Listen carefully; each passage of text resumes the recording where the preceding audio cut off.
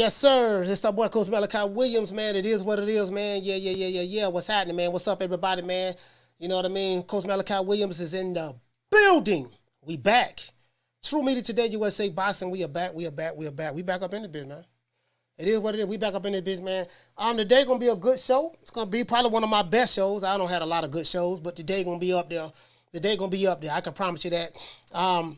It is what it is. Y'all know me, man. I'm gonna bring it. We known for doing that, and we gonna make it do what it do. It's a whole lot of information came out these past couple of days, man. Adrien Broner came out and spoke. I do know certain people with certain mentalities. I like to call them Wakandas. They go by many different names though. Wakandas, LDBCers, Hamanites. They all the same group to me. We talk about the narrative, right? When it doesn't fit the narrative, we reject it. We reject it. That's a classic case of confirmation bias, right? When the confirmation bias, as a matter of fact, let me do this. It is what it is, man. Let me do this here, man. We all know, man, confirmation bias pretty much is it's a tendency to search for information, interpret, favor, or recall information in a way that confirms or supports what one's prior beliefs or values are. So, when you suffer from confirmation bias, you have a tendency to ignore anything that doesn't support what you want to believe, no matter if it's the truth or not, because I think from a psychological standpoint, it does something to that individual, right? When you're dealing with low IQs, I like to call them low IQs, alphabet boys, LDBCers, Hamanites, Wakanda niggas, all of them are the same group. It's the same group of people. Same group of people, many different names, right? All of them have one thing in common. They have low IQs, they suffer from confirmation bias, and they lack critical thinking skills. My job is to come up and shake the tree up. You guys know me. I have a lot of people who have love for me on the internet. I have a lot of people who don't like me, can't stand my guts. But guess what? They're going to be here today. I can promise you that. True. I'm here to do what The Rock does and open up a can of whoop ass on these goddamn slow ass niggas. I don't like you. I don't. Not friends, don't want to be down. I ain't paying no membership fees. Fuck your hashtag. Fuck all that shit. Your open enemy is here today. Let's give everybody a round of applause.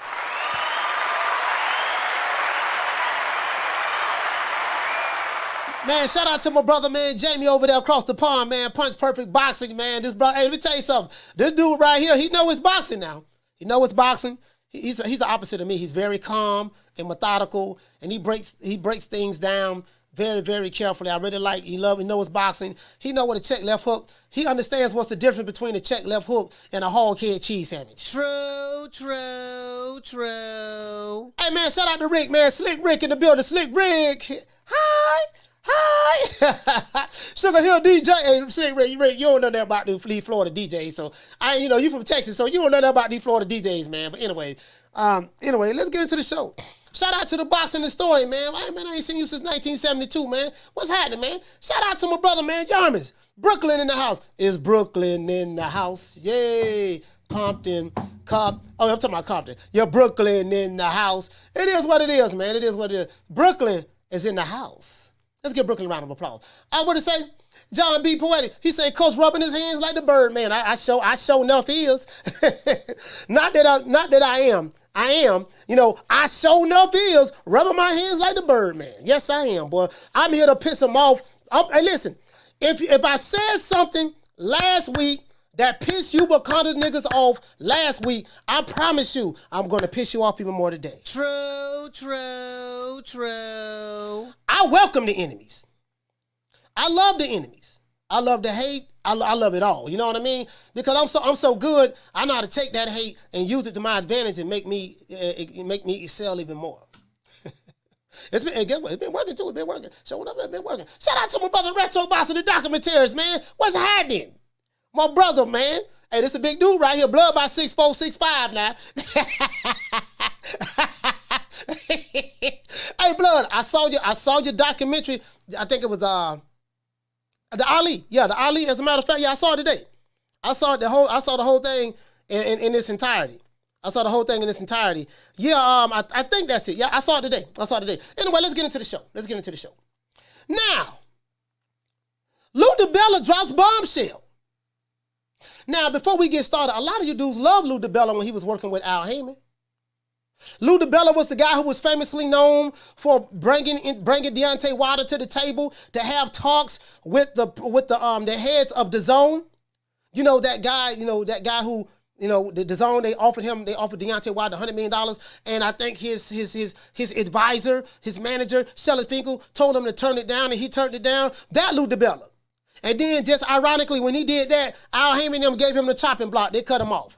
And then all the Wakandas turned against Lou Dibella because of Al Heyman. You know what I mean? Now, this is the crazy part about it. I saw a Wakanda nigga today from the Alphabet Boy community. This Negro made a video talking about Adrien Broner.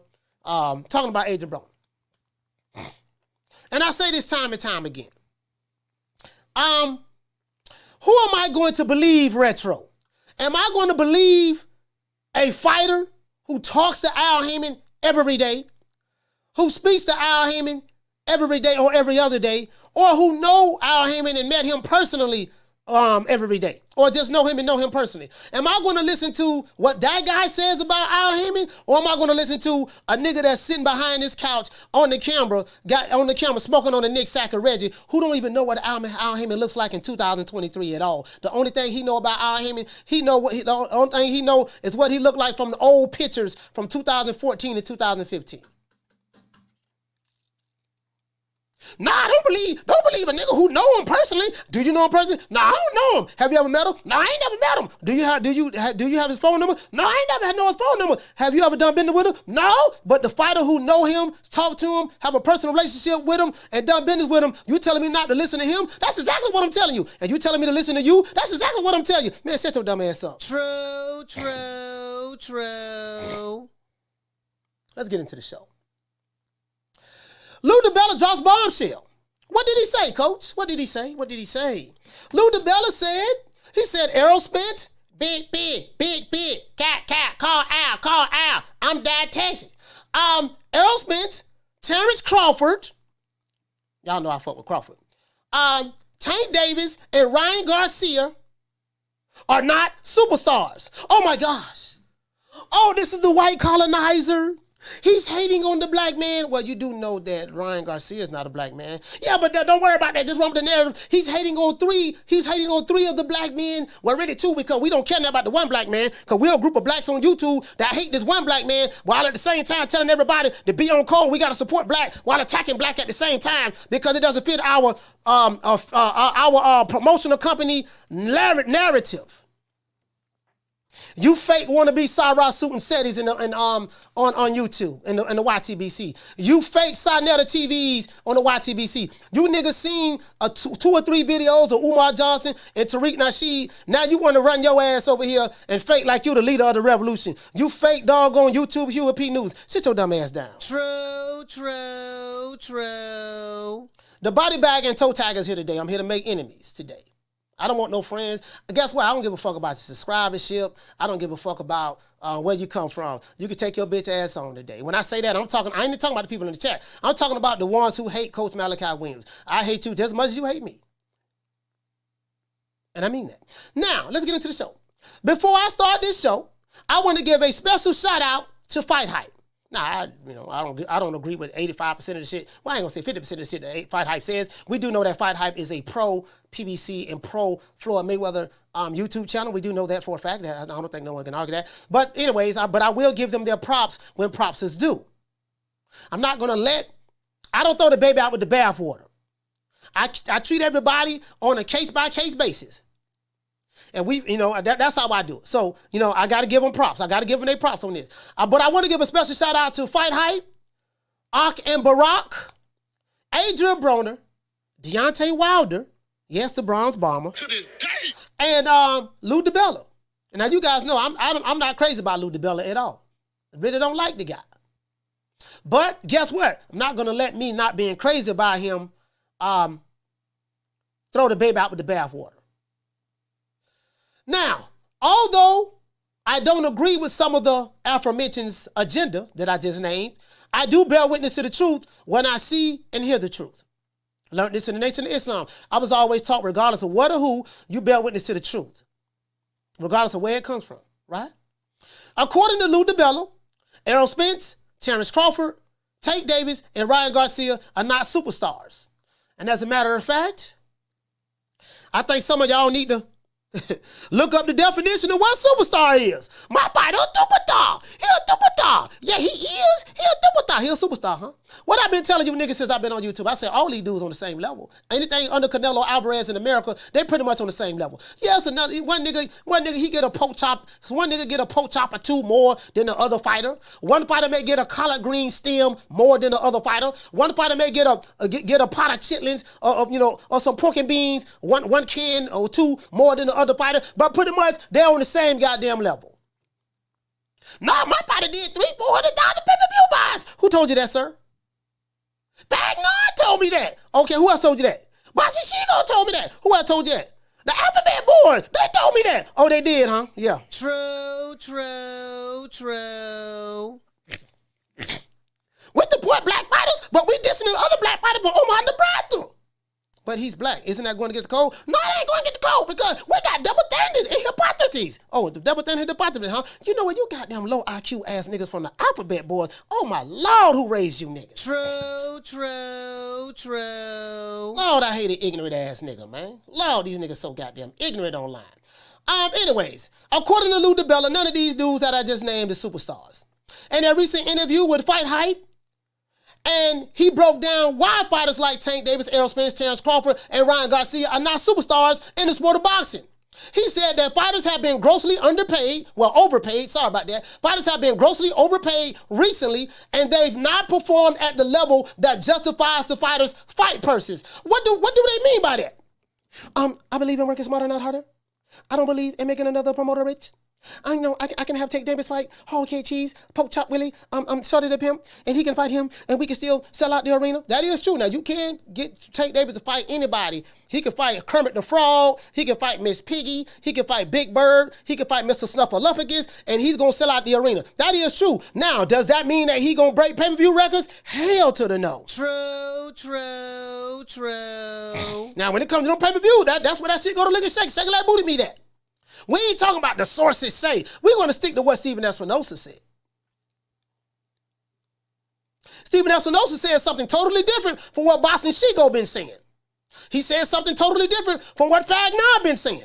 As a matter of fact, he said something totally different from what the entire land of Wakanda been saying. True. Or Ellie suck a nigga nutsack. So who am I to believe? Some YouTube channels? Some Wakandas? Some Haymanites? Or am I going to believe the guy who now has two bosses over him at Showtime was CBS Sports? Interesting. Now,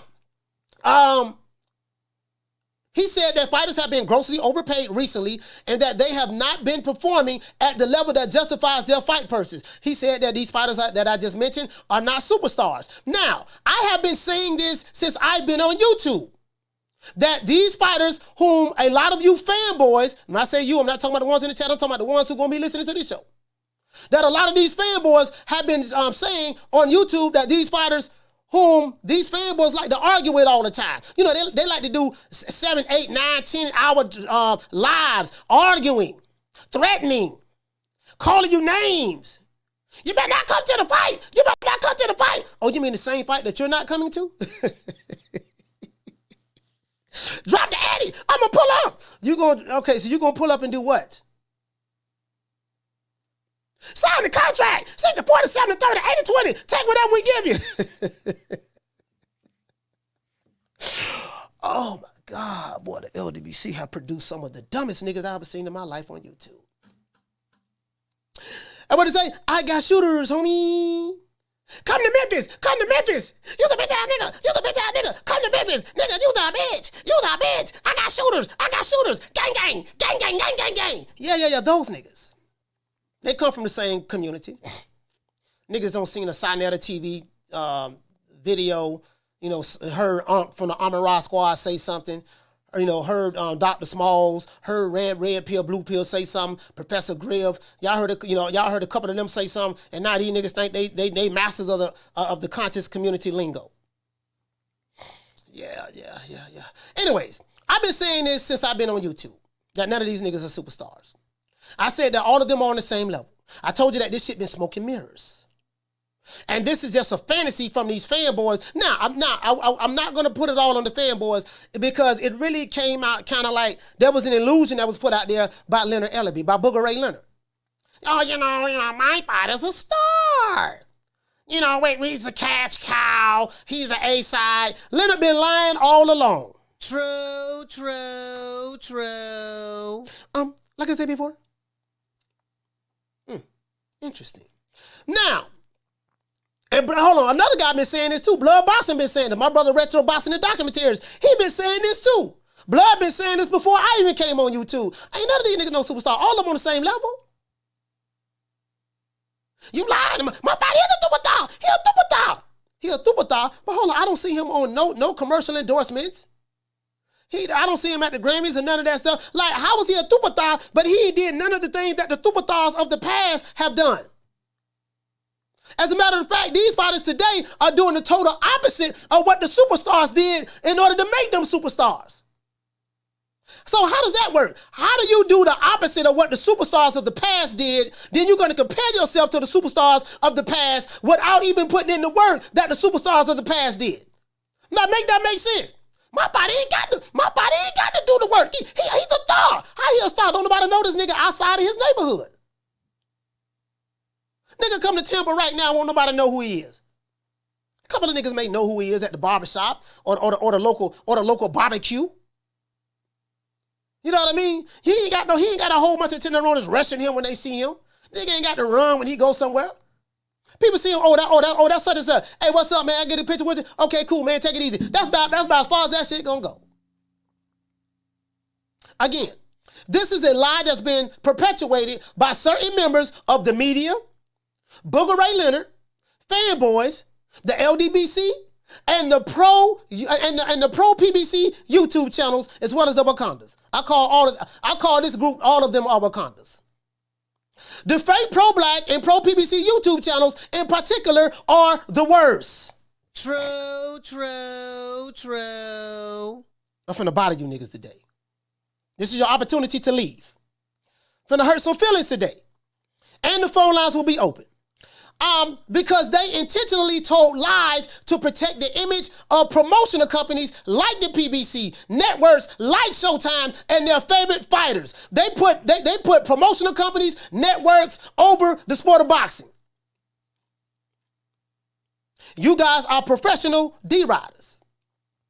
Anyone who didn't agree with this lie or push the narrative was automatically attacked online, threatened online, and called racist if they was white or Hispanic, a coon, an Uncle Tom, or a sellout. Now, I am the historical Uncle Tom. That nigga said he was Uncle Tom. Yes, if you know who the real Uncle Tom was, Josiah Henson. Gotta educate these fools. You don't know who Josiah Henson is, do you? Josiah Henson was the character that the book was written about. That was the real Uncle Tom. Josiah Henson was the one who freed himself and his family out of slavery, went to Canada through the Underground Railroad, and he was coming back to America, back and forth from America to Canada in order to free blacks who were on plantations who wanted to be free, in order to free slaves. A person like that can never be the sellout. You guys, when you hear Uncle Tom, you think about the Hollywood version of what they made the character, what they made Uncle Tom is, Josiah Henson. But that's a story for another day. Now Adrien Broner let it be known that he wasn't getting paid like he was supposed to. The Wakandas brushed it aside and said AB was an F-up. Remember that? Deontay Wilder has came out recently and spoke, he said this on Ellie Setback. Deontay Wilder came out recently and he spoke on how fighters need to get paid their money on time. And the Hamanites went radio silent because you know Deontay Wilder, they king. Now that the rumors have surfaced of Deontay Wilder not being happy with the lack of money Al Haymon is offering him for the Andy Ruiz fight, he's now looking elsewhere, accepting offers from other promoters outside of the PBC to finance his fights. And the LDBC, the Boxing She-Goals, the Fagnons, the Haymanites, and the pro and other pro PBC YouTube channels are radio silent. This is why Blue Blood Sports TV, who is a a loving and active member of the LDBC. I like blue. I like blue.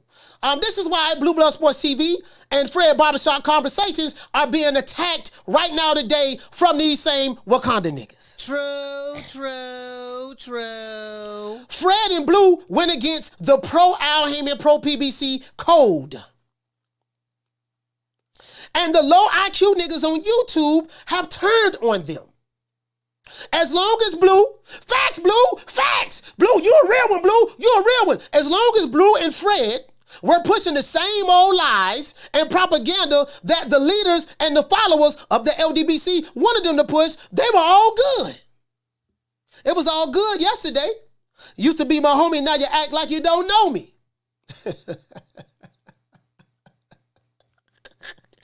Woo! Boy, this is going to be a good one. Boy, I don't smart a good one too. This is going to be a good one today. But now that they are not on the pro-PBC, pro-Showtime, and pro-Al Heyman code anymore, they are being attacked by the very same people who said, facts, you're a real one. So it was facts and he was a real one yesterday. But today, guess what? You hate him now.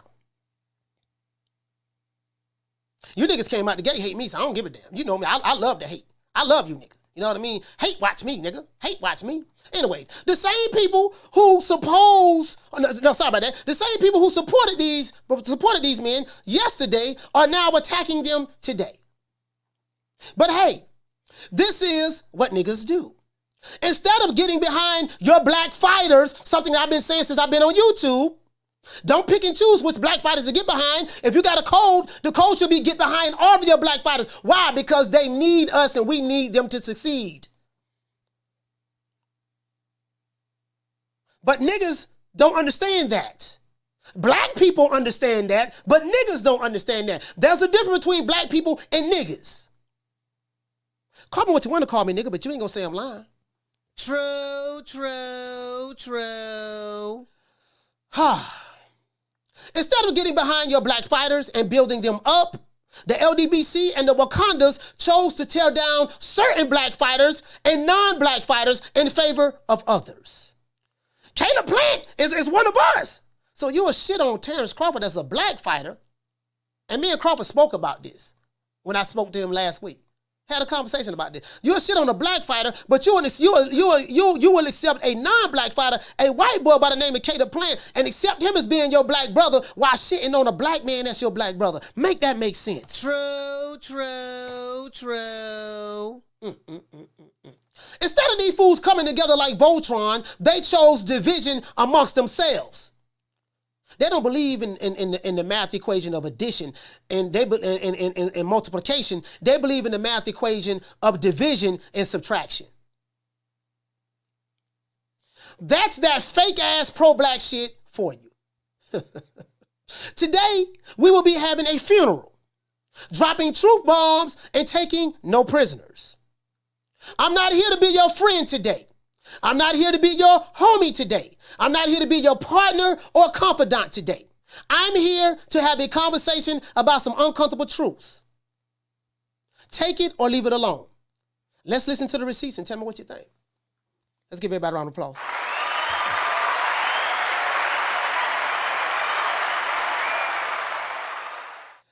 And guess what? This is your opportunity to leave. If you subscribed because you thought I was on your team, you found the wrong guy. I'm not on your team. I hate Wakandas. I hate the Alphabet Boys. I hate Haymanites and any low IQ fools on social media. There were some other words I was going to choose, but I'm going to be nice today. Not your friend. I don't want your subscribership. Nigga, I don't want nothing from you. All I want you to do is get the fuck away from me. Riley, talk to him. Look, fuck you. Fuck the plane you flew in on. Fuck them shoes. Fuck the socks with the bell on it. Fuck them cheap-ass cigars. Fuck your yuck-mouth teeth. Fuck your hairpiece. Fuck your chocolate. Fuck Guy Ritchie. Fuck Prince William. Fuck the Queen. This is America. My president is black and my Lambo is blue, nigga. Now get the fuck out my hotel room. And if I see you in the street, I'm slapping the shit out of you. Yeah, man, it is what it is, man. Once again, it's on. He say, sound the alarm, coach. Sound the alarm. Oh, I ain't sound the alarm in a long time. I ain't sound the alarm in a long time. Let me give everybody a shout out that's in here, man. Shout out to my brother Retro Boss in the documentaries. Shout out to Little Green Eyes P. Shout out to Dr. Paul Evans. Salute them. Oh, and you know what? Shout out to the Ronies. Shout out to my sister Bless 365. She say, coach, you've been true and consistent since day one. The real always prevail. Shout out to my sister Bless 365. You know, I love my sister, man. Shout out to all the Tenderonies, man. All the Tenderonies. You know, coach love the Tenderonies now. I do love the Tenderonies now. Shout out to all the Tenderonies in the chat, man, and who may not be able to be here today. Let's get a Tenderonies round of applause.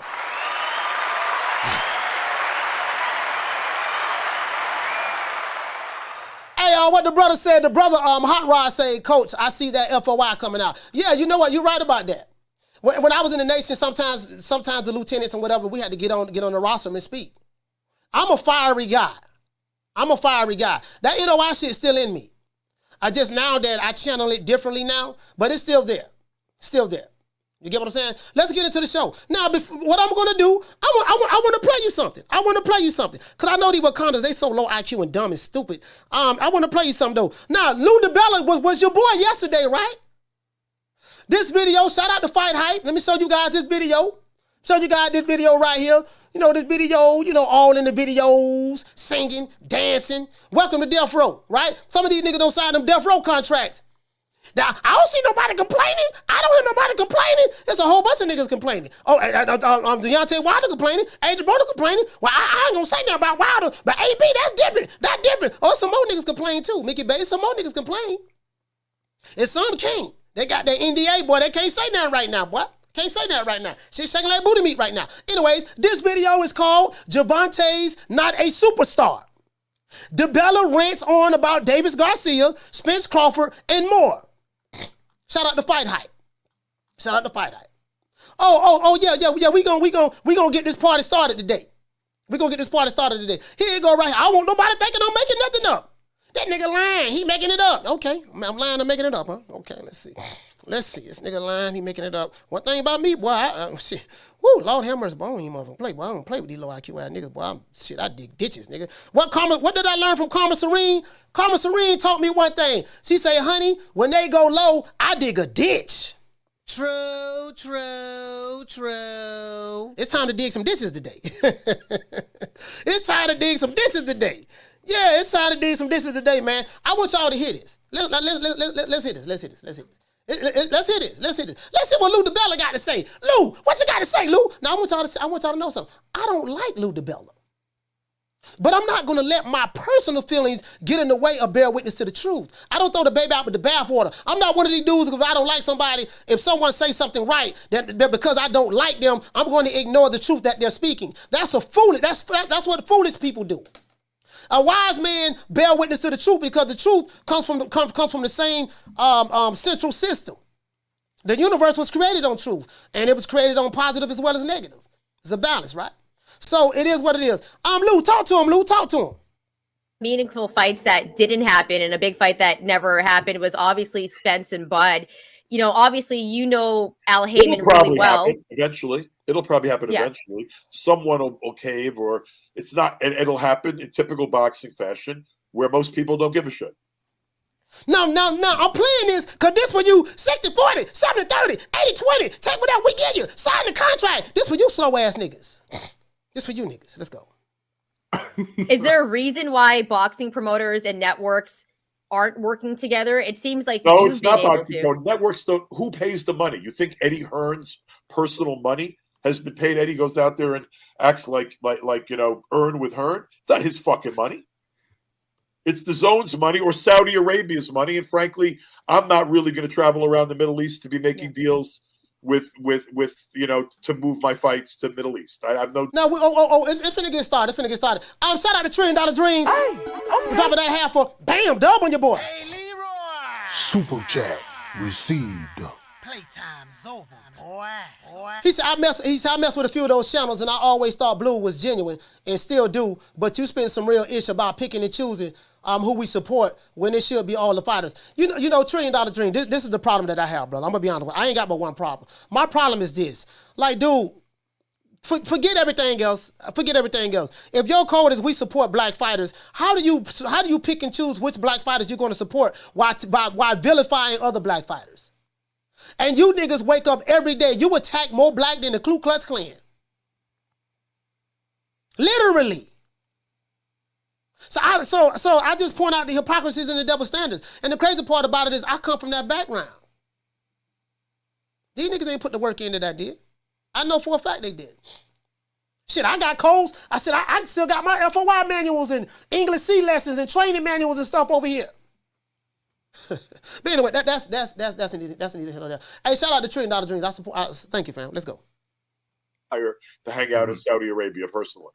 So, God bless them. But I also don't think doing the biggest fights in England and Saudi Arabia is growing boxing anyway. All right. Saudi fight. Yeah, he talking about Saudi Arabia. Yeah, whatever. Nigga, I ain't talking about that. It's not getting the attention it would get in a Las Vegas or whatever. I mean, I think he started at the 2-minute mark. Let's get there.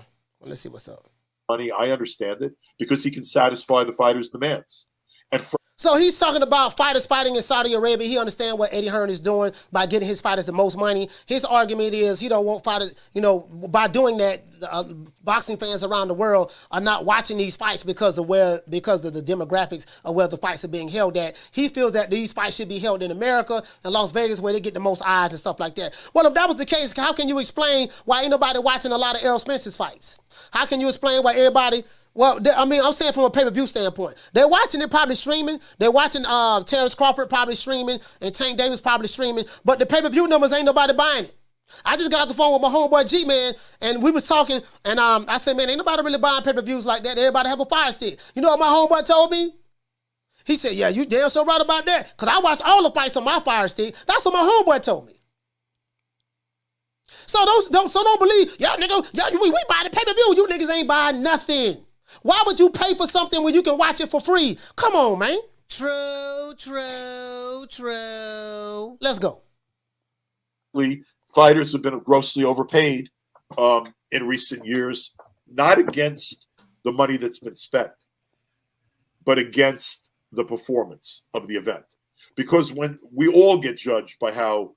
No, you heard what he said. He said fighters have been getting grotesquely overpaid. Now, I'm not the one to tell a fighter how much he should and shouldn't take, but he say fighters been grotesquely overpaid. Now, Lou Dibella is a promoter. He's the guy that know what a boxing contract looks like. He's negotiated boxing contracts. He's negotiated deals, not some niggas on YouTube. I'm never going to believe a YouTube channel over someone who is involved on the white-collar aspect of boxing. I'm gonna believe a nigga who work on a minimum wage job who haven't even read the employee handbook. Next Tuesday, direct deposits will be coming from Google, from the money that your YouTube channel made from AdSense and Super Chats. I'm gonna believe you. You don't get no benefits of carrying the water for the PBC or Showtime. Them niggas ain't paying you. Y'all a bunch of broke, dumb, stupid, slow-ass niggas with low IQs. I hate you niggas with a passion. And I mean that. Let's continue. People buy a pay-per-view or how many viewers watch Showtime or ESPN or whatever. And based upon all the data out there, the highest paid fighters have still made too much money. And as much money has been spent in boxing by these services, etc., it's not like loads of people are getting wealthy because the sport is performing. So he said it's not like, a bunch of people are getting wealthy because the sport is performing. But I'm going to tell you something now. Now, these guys are not going to get off the hook because people like Lou Dibella and these promoters and stuff like that, you guys have not been putting on the best fights. So what's happening is you guys took that, I believe in working smarter, not harder. I don't believe in making another promoter rich. Well, sometimes the best fights that need to be made, all the promoters have to work together. You guys in boxing, you top guys have turned off the fans. Because you want to have, I can fight Ronald McDonald and do 250,000 pay-per-view buys. Oh yeah? Well, how come you ain't do 200,000 pay-per-view buys in your last fight?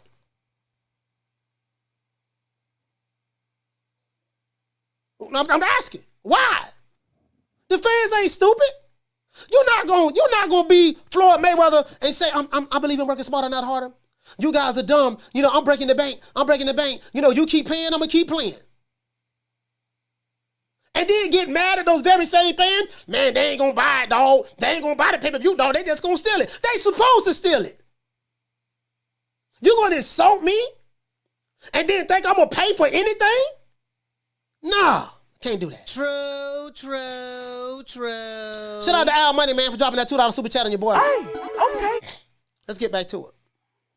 People have had needs for content, and they've been willing to pay up for content. The Zone, they started a streaming service in sports. Most of the rights outside of boxing around the world were occupied. They were contracted out already. Now you see the Zone starting to make more deals as other people's streaming deals are running out. They made some kind of a deal with the NFL recently.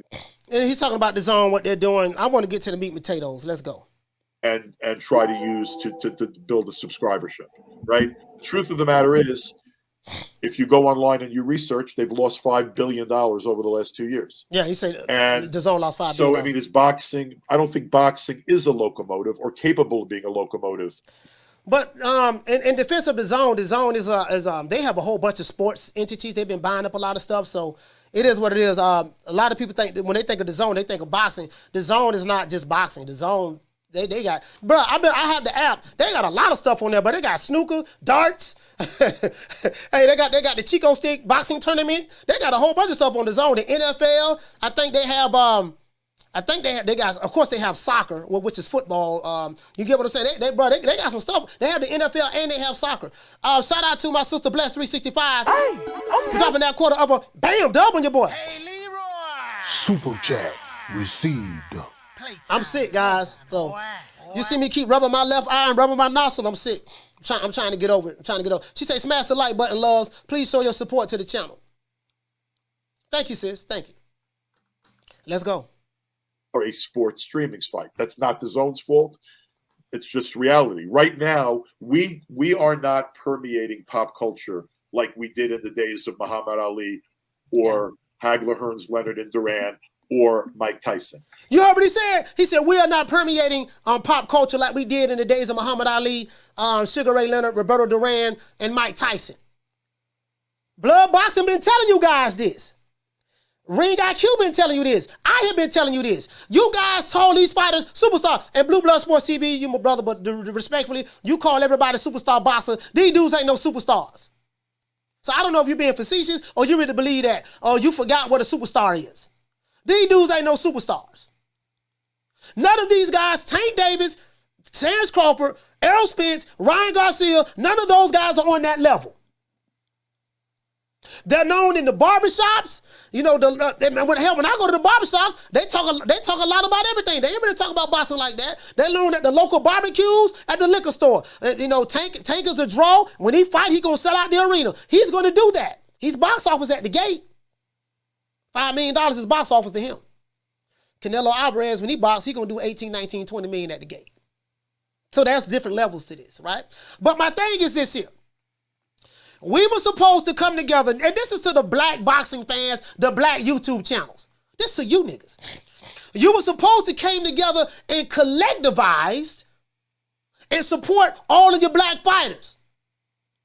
The flaw in your organization's narrative is when you pick and chose which blacks you want to support because of promotional companies. Fred Barbershop Conversations did that. I like Fred, but you did it too. Blue Blood Sports TV, I like you, but you did it too. You guys were a part of the problem as well.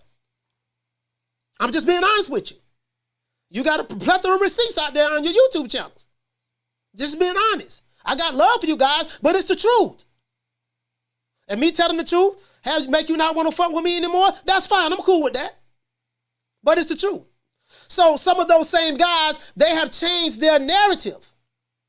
And now the people who supported them yesterday are dissing them today. True. So I come along to point out the double standards and the hypocrisies. You ain't got no unity amongst yourselves. How you gonna preach unity and practice division at the same time? Like somebody make that make sense to me. Unity and division do not mix. Facts. Why are you over here, my nigga? Drop the Addy. Drop the Addy. You better not come to the fight. That nigga's a cool. Uncle Tom, sell out. Ain't this y'all talking points? True. Shout out to Swift 718. Hey, okay. We're dropping that half for bam, dub on your boy. Hey, Leroy. Super chat received. Playtime's over, boy. He said the promoters blame the fighters / fans for the state of boxing, but it's on the promoters. It's a promoter's job to know the market, create awareness, interest, and deliver a product. Shout out to Damien. What'd you say, fam? You say, but to his credit, Fred flipped about 2 years ago. Yes, he did. He did flip about 2 years ago. They've been calling Fred Uncle Tom Coon and sell out ever since then. True. Hey, Fred. Hey, Damien. Hey, Fred been every name. They don't call Fred every name but the child of God. Hey, this nigga cold. Now, Blue gets some of that smoke now. Blue, you don't switch out. You don't change, Blue. Blue, you don't change. You don't flip. These dudes don't talk about boxing. They talk about because you don't flip. Because Blue found out the truth. Now, Blue probably already knew the truth, but maybe he's at the point now where, you know what, man, enough is enough. I got to tell it like it is. I don't know. But anyways, let's continue. Yeah, but y'all were telling Crow, sign the contract. 60-40, 70-30, 80-20. Take whatever we give you. What you need transparency for? You ain't asking for transparency with Bob Arum. Woo! Oh, these niggas are so slow. Oh, I know all they talking points just so well. These old frozen lily-dilly ass niggas. People can sit there and a bunch of little nerds who aren't getting paid to write and opine on social media, on Twitter, or do podcasts. No offense, because I'm enjoying talking to people. But people can sit there and have their opinions or do whatever. However, we're not right now. We don't have a transcendent superstar. Did you hear what he said? He said people can write an opinion, stuff like that, or writers, and then bloggers, meaning you YouTubers. You know, you can say whatever the hell you want to say, basically what he's saying. We don't have a transcendent superstar. Take a superstar. No, he's not. Errol Spence, he the big, call out, cap, I'm that Kevin. No, he's not a superstar. Ryan Garcia, superstar. No, he's not. And we know Terrence Crawford is not a superstar. So, what does that mean, coach? I said all of them niggas on the same level. Now, it might be one that may be doing, one guy may be, Crawford, I think Crawford been getting the most money in the past couple of fights, especially the past 3 fights. But that's neither here nor there. I don't get none of it. But some of these guys, you guys are talking about popularity contests. That's what you're talking about. He popular with my alphabet boy community. Why? Because Boss she gonna say so?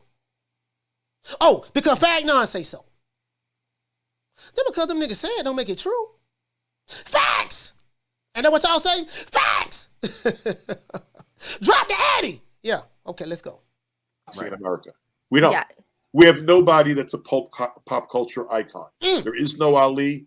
There is no Tyson. There's not even a Holyfield. There's not even a De La Hoya. What? You know, Canelo is Mexican. What? Gervonta Davis is one of our bigger attractions. Yeah, that's true. I wouldn't say he's the most advertiser-friendly or non-controversial figure. Hold on. Let's say that again. Because you guys who be telling me your fighters are superstars, I'm like, hold on. These niggas ain't Ali. Okay, they not Floyd Money Mayweather. That era is gone. Blood Boss been telling y'all this. That era is gone. You guys want to compare them and draw from that. But that era is gone. I told you, Canelo is the last of that era. Because he came in on the tail end of it. Manny Pacquiao, gone. Floyd Mayweather, gone. That's it. The last remnants of that era is Canelo Alvarez. I've been telling you this over here. Right? I've been telling you this over here. All these niggas is on the same level. Hog Morgan Chitlin level. Barbecue conversation level. barbershop level. All of them on the same level. Yeah, a couple of them getting a couple of pork and bean cans, a little bit more than others. Some of them are a little bit more popular amongst YouTube circles and Twitter circles than others. But guess what? Outside of that, all of them on the same level. True, true, true. So whatever you put in your head, that era is over with.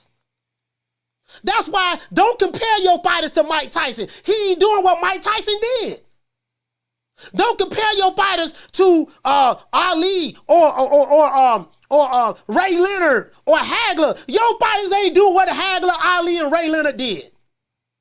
These niggas getting drunk, kissing on boys, getting in car accidents, and going to jail. True, true, true. Am I lying? Shout out to Shad. Hey, okay. Dropping that quarter of a bam dub on your boy. Hey, Leroy. Super chat received. Playtime's over, boy.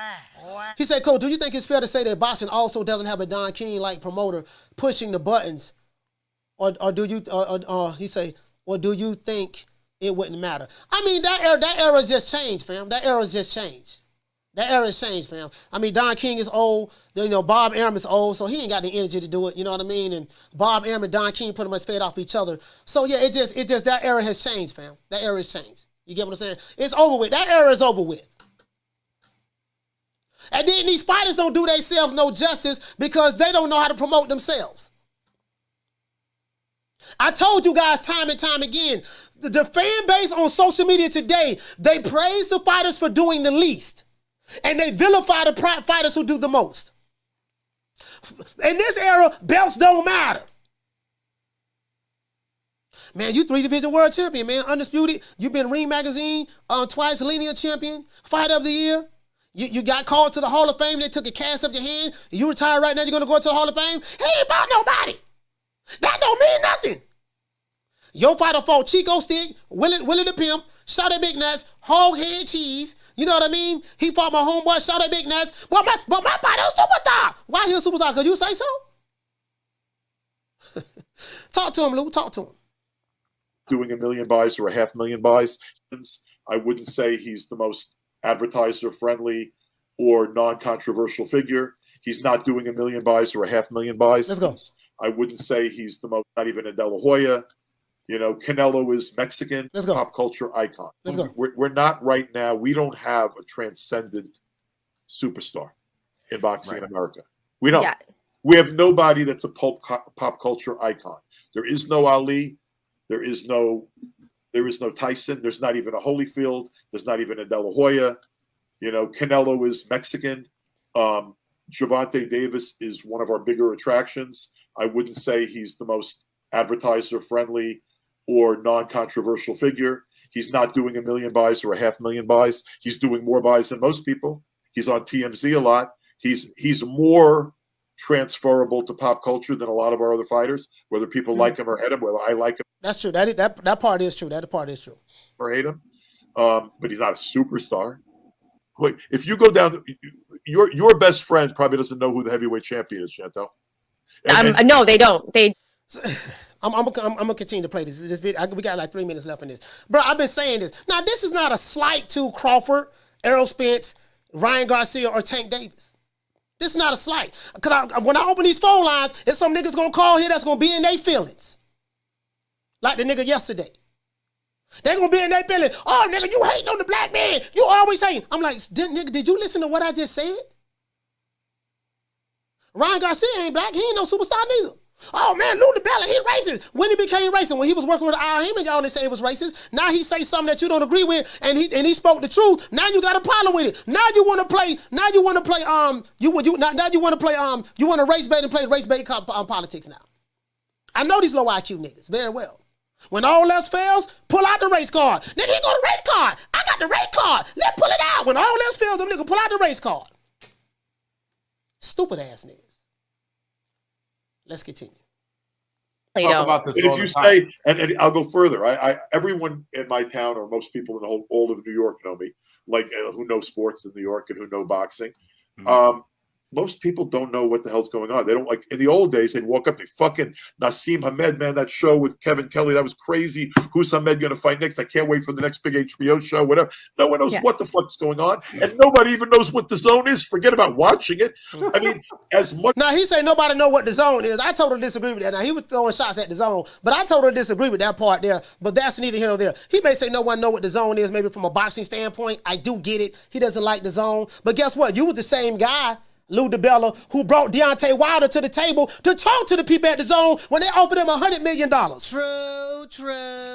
True. Hey, boxing historian, check this out. He say don't nobody know who the zone is, but guess what, Lou? You knew who the zone was when you brought Deontay Wilder to the table, and in order to look at the contract or come to the negotiating table with the zone when they offered him $100 million.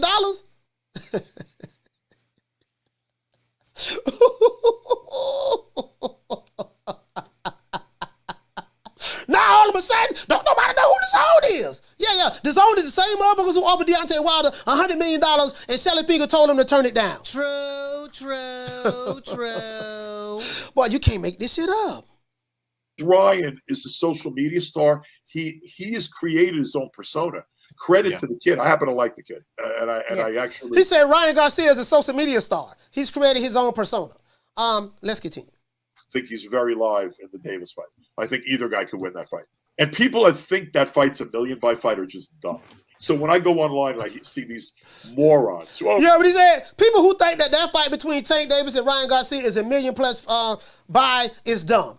and now I want you to listen to what he says about you morons. Whoever's the moron, he's going to be talking to you about you morons who be arguing all day. Man, this might get made. They're going to do $1 million, $2 million pay-per-view buys. Nigga, my fight up. Listen to what he says about you niggas. Let's go. Oh, they gonna be mad, but they mad. Lou, they mad at you now, boy. Lou, you got the entire nation of Wakanda upset with you right now, Lou. Davis fight. I think either guy could win that fight. And people that think that fight's $1 million by fight are just dumb. So when I go online and I see these morons, oh man, they gotta be making $50 million. Why? Because you say so? Or is giving you $1 million buys? Why? Because you say so?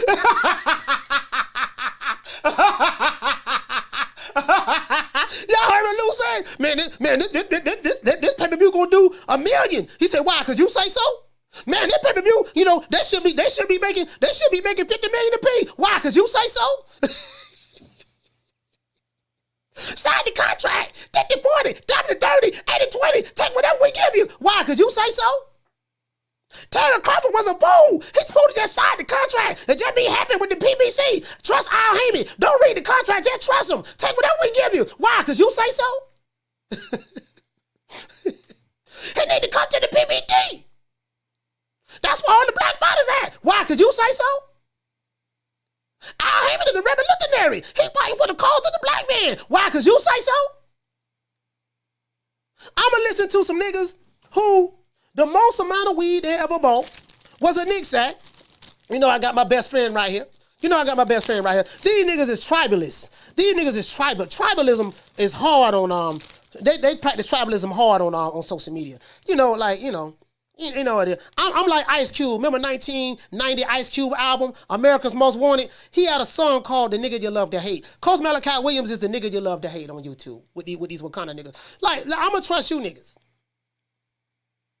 The drug deals, like y'all supposed to be drug dealers, right? You niggas negotiate Nick sack deals. You have promoters who negotiate multi-million-dollar deals and contracts. You niggas negotiate how much money you gonna accept on the Nick sack. True. Hey, how much that Nick sack cost? Oh, it costs $20. Hey, $20, that wasn't it cost? Yeah, the Nick sack cost $20. Okay, here you go. I'ma listen to you niggas. I'ma listen to niggas who pay membership fees to a nigga from Milwaukee. Just so you can use a hashtag and shout out to the mighty LDPC. I'ma listen to you niggas. Okay. Let's continue, Lou. Ryan hasn't done one buy. He hasn't been on pay-per-view. I don't think. Has he? I don't think so. No, he hasn't. And Davis has never done a 500,000 buys. Davis just said I could do 200,000 fighting Bozo the Clown. I don't know. Personally, I'm not so sure about that. And He say Tank say he could do 100,000 buys. He could do 200,000 buys fighting Bozo the Clown. Hey, shout out to Boxing Beats and Rhymes. Let me tell you something, man. I watch this dude's channel every day. This guy, he's over there in the UK, man. When it come to boxing, man, he know his shit. If you want to learn something, go to these channels. Boxing Beats and Rhymes, Punch Perfect Boxing. There's a couple of them. Of course, Blood Boxing, Ring IQ. There's a couple of them. The boxing story. Like what I'm saying, when you want to just talk about boxing and styles and this and that, like some of these channels are some really good channels that you know what I mean. Now, if you want to hear the propaganda and the Wendy Williams type stuff, you know where to go at. You want to hear these fake Cyrus suit and settings on YouTube on the YTBC, you know where to go at. These fake Huey P. Newtons, nigga, you the YouTube Huey P. Newton. These niggas. Oh, let's get the lights on, man. Let's continue. Shout out to Beats. Truth. I mean, he keeps fighting smaller guys. We're dropping that quarter of a bam. Dub on your boy. Hey, Leroy. Super chat received. Playtime's over, boy. Rolly running around. Hey, Bless. Rolly running around here. I'm a superstar. And that's Blue Blood fault. Cause Blue Blood, hey Blue, I'm blaming you for this. Cause that's Blue fault. You calling everybody a superstar in your video. What's good, YouTube? It's your boy. Blue Blood Sports TV back at you.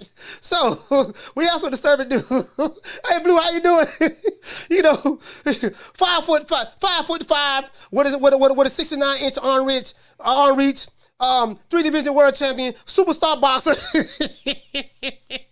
Hog head cheese, you know what I mean? Is fighting undefeated superstar champion who ain't never been a champion before. Poke Chop Willie, and they supposed to be fighting over a pot of neck bone soup next week in Atlanta, Georgia. Hey, that's your fault, Blue. Blue don't call everybody a superstar. Now when people, that's the problem. Don't nobody know what a superstar is. True. Oh man, let me calm down. This cold kicking my ass right now, man. Let's go. For the most part, I mean, but look, Davis is proven to be some kind of an attraction. Ryan crosses over more into pop culture than a lot of other fighters. I love that fight as a fight. And I think it's a big fight for boxing. Yeah. But we no longer have big fights with the same gravitas or the same potential as we used to. There is no $1 million. No, morons. Garcia and Spence and Crawford would not do $1 million. He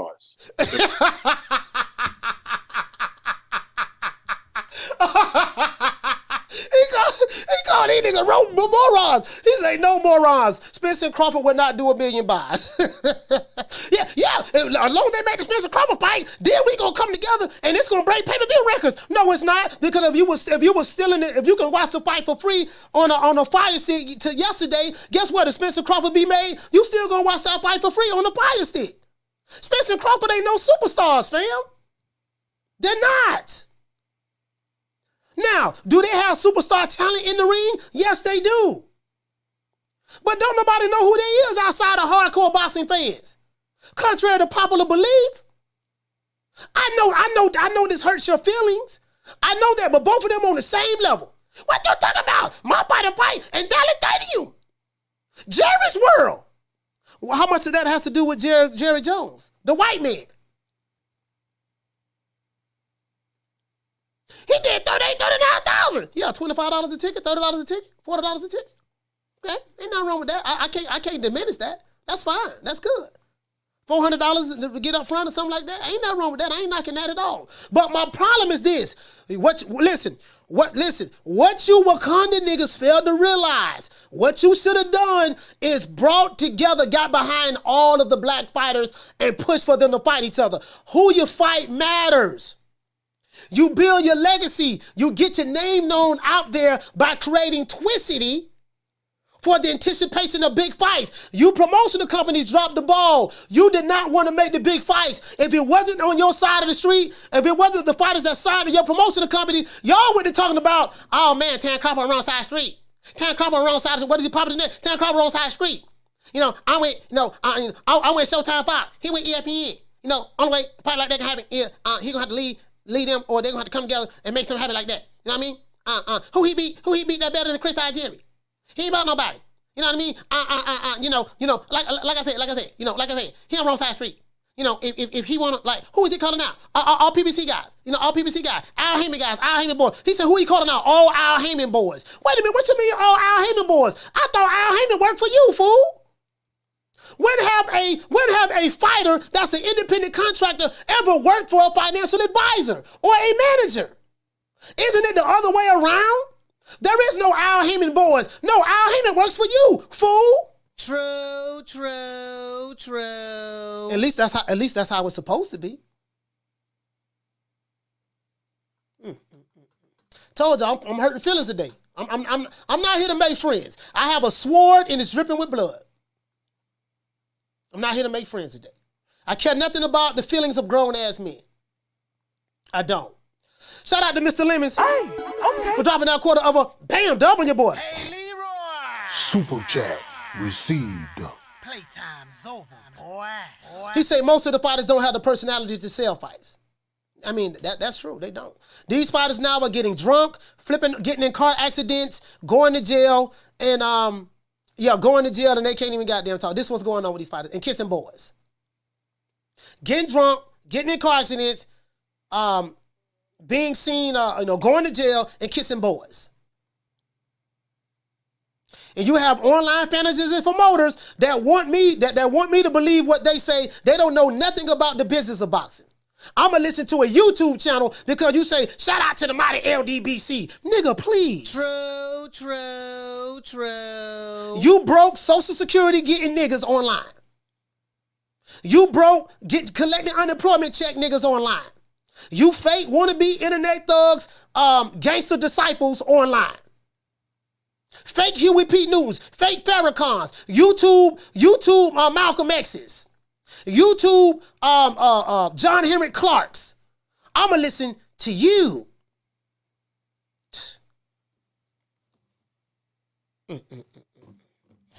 Let's go. Will not. I don't think there's a million sports fans in America who know what the fight means or who both guys are. That's just a fact. Let's go.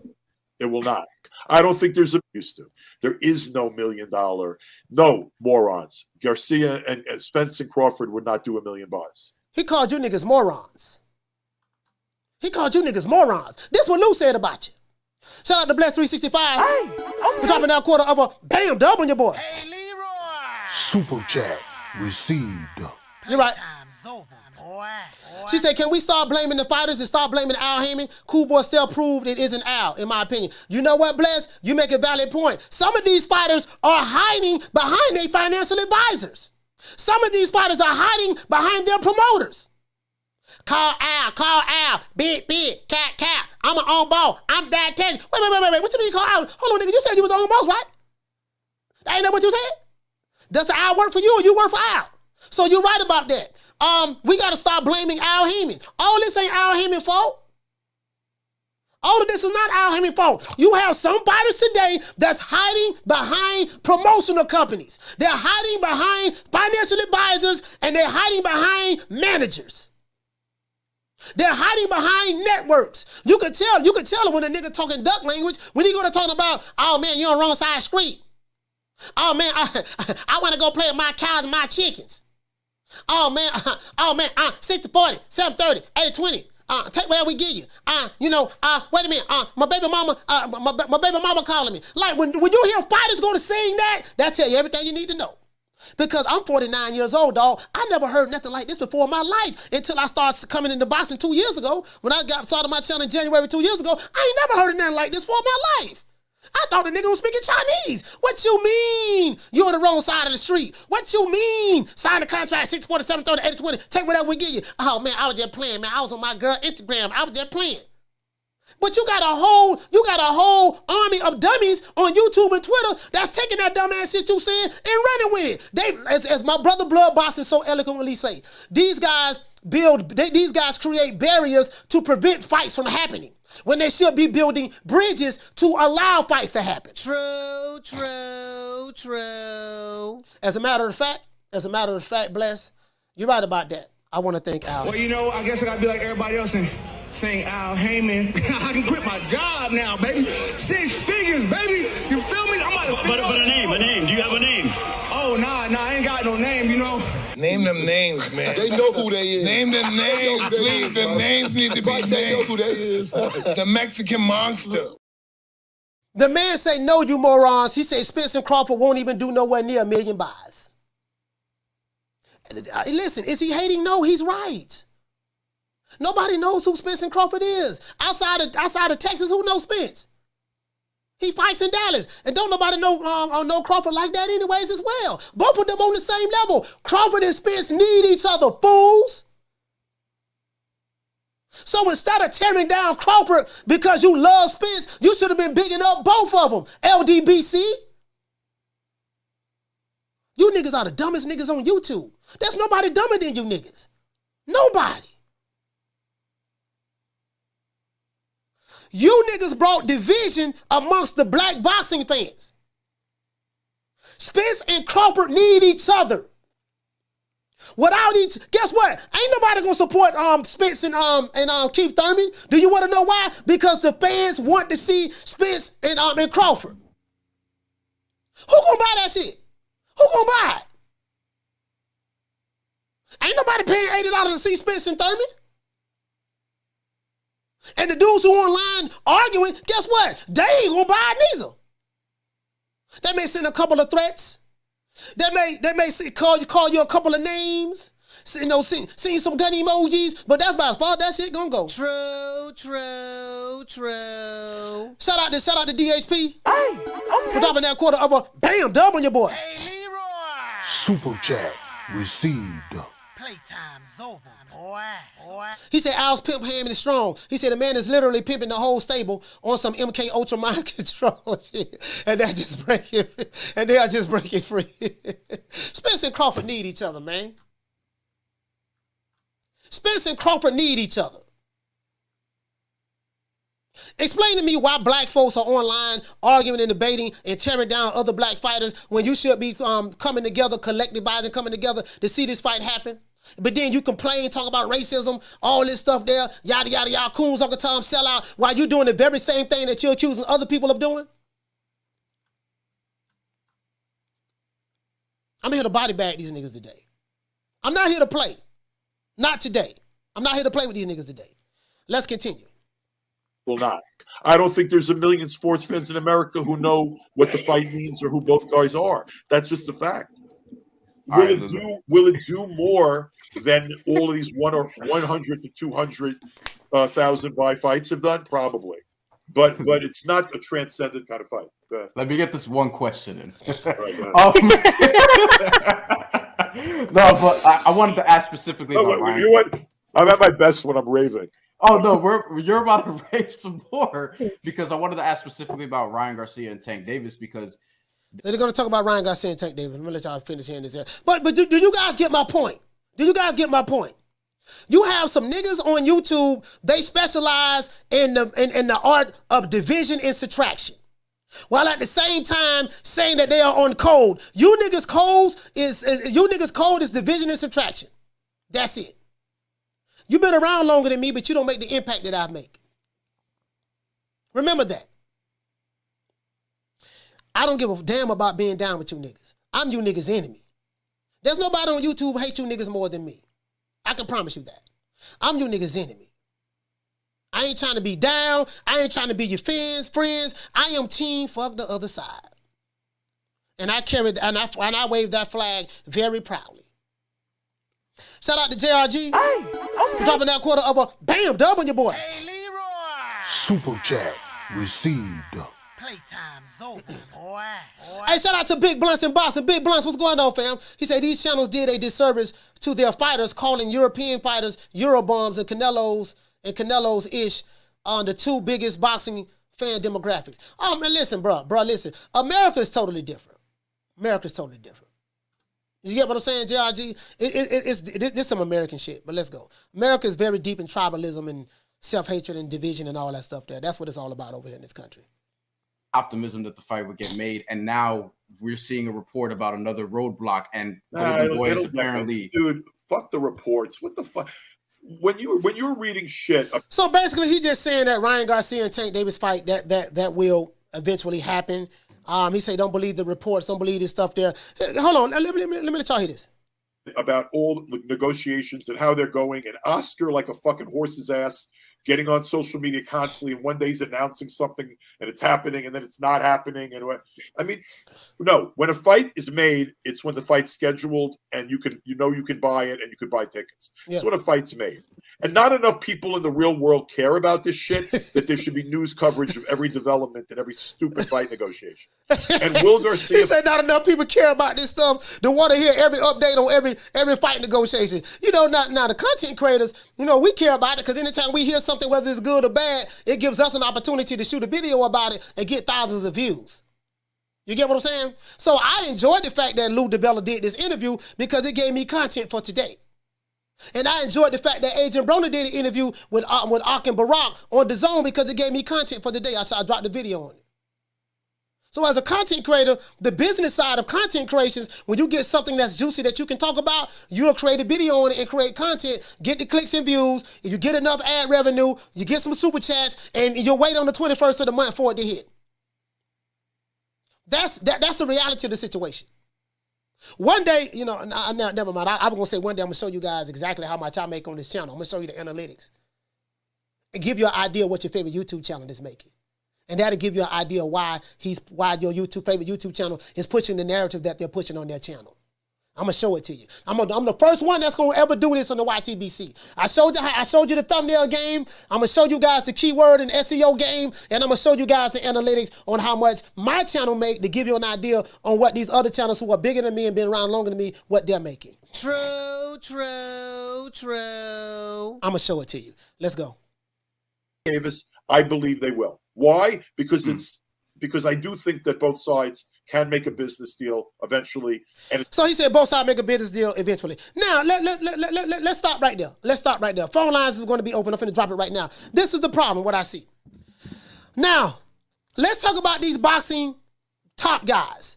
You boxing guys, you promoters and the power brokers in boxing. You guys have made boxing so political that you won't even do cross-promotional fights.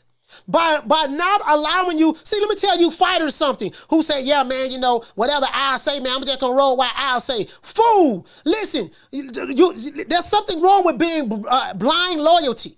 We got over 600 people in here today.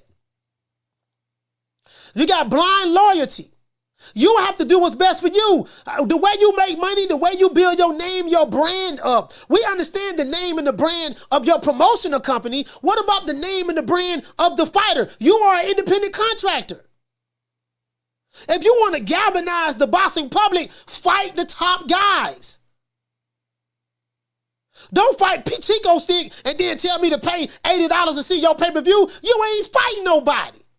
Don't tell me that your fighter, oh man, he the best fighter in the world. He pound for pound the best. We already know if he fight another top dude in his division, he gonna do A, B, C, and D. So he ain't got to fight him. We living in the era of my fighter don't have to fight another top guy. That's a dangerous fight because we automatically know what he'll do against that dangerous guy because he knocked out Poach Out Willie. True.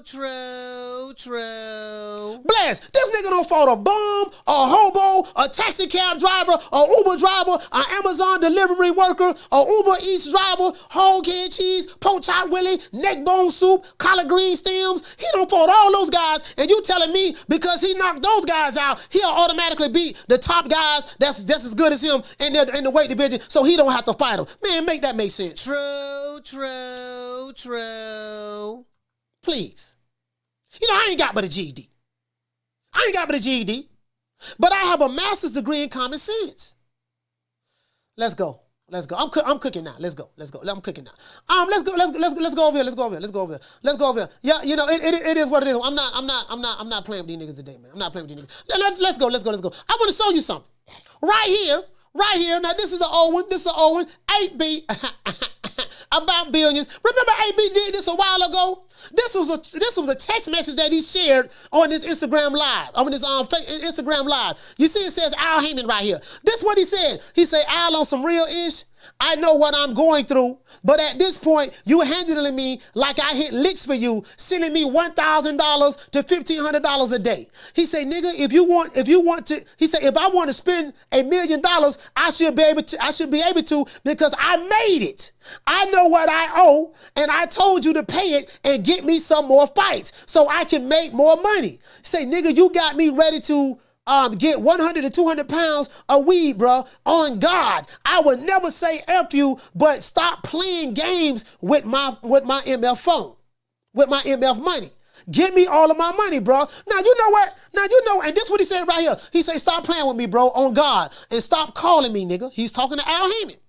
I ain't trying to talk. You can't finesse or out-talk me out of this itch. He say, F everybody. Now, I know what some of you going to say. Oh, man, I was protecting AB. He was keeping his money, and he was doing the right thing. Let me tell you something, fool. Will anybody in the chat work on the job, and then your boss hold your check and say, you know what, man, bless, Coach Malachi, you're an alcoholic. You having problems outside. So what I'm going to do, baby boy, because I love and care about you, I ain't going to give you all your money. What I'm going to do, I'm going to hold your money, keep your money in my bank account. Wait a minute, you my financial advisor. What's going on? You my financial advisor. You work for me. Don't worry about it, baby boy. Hold up.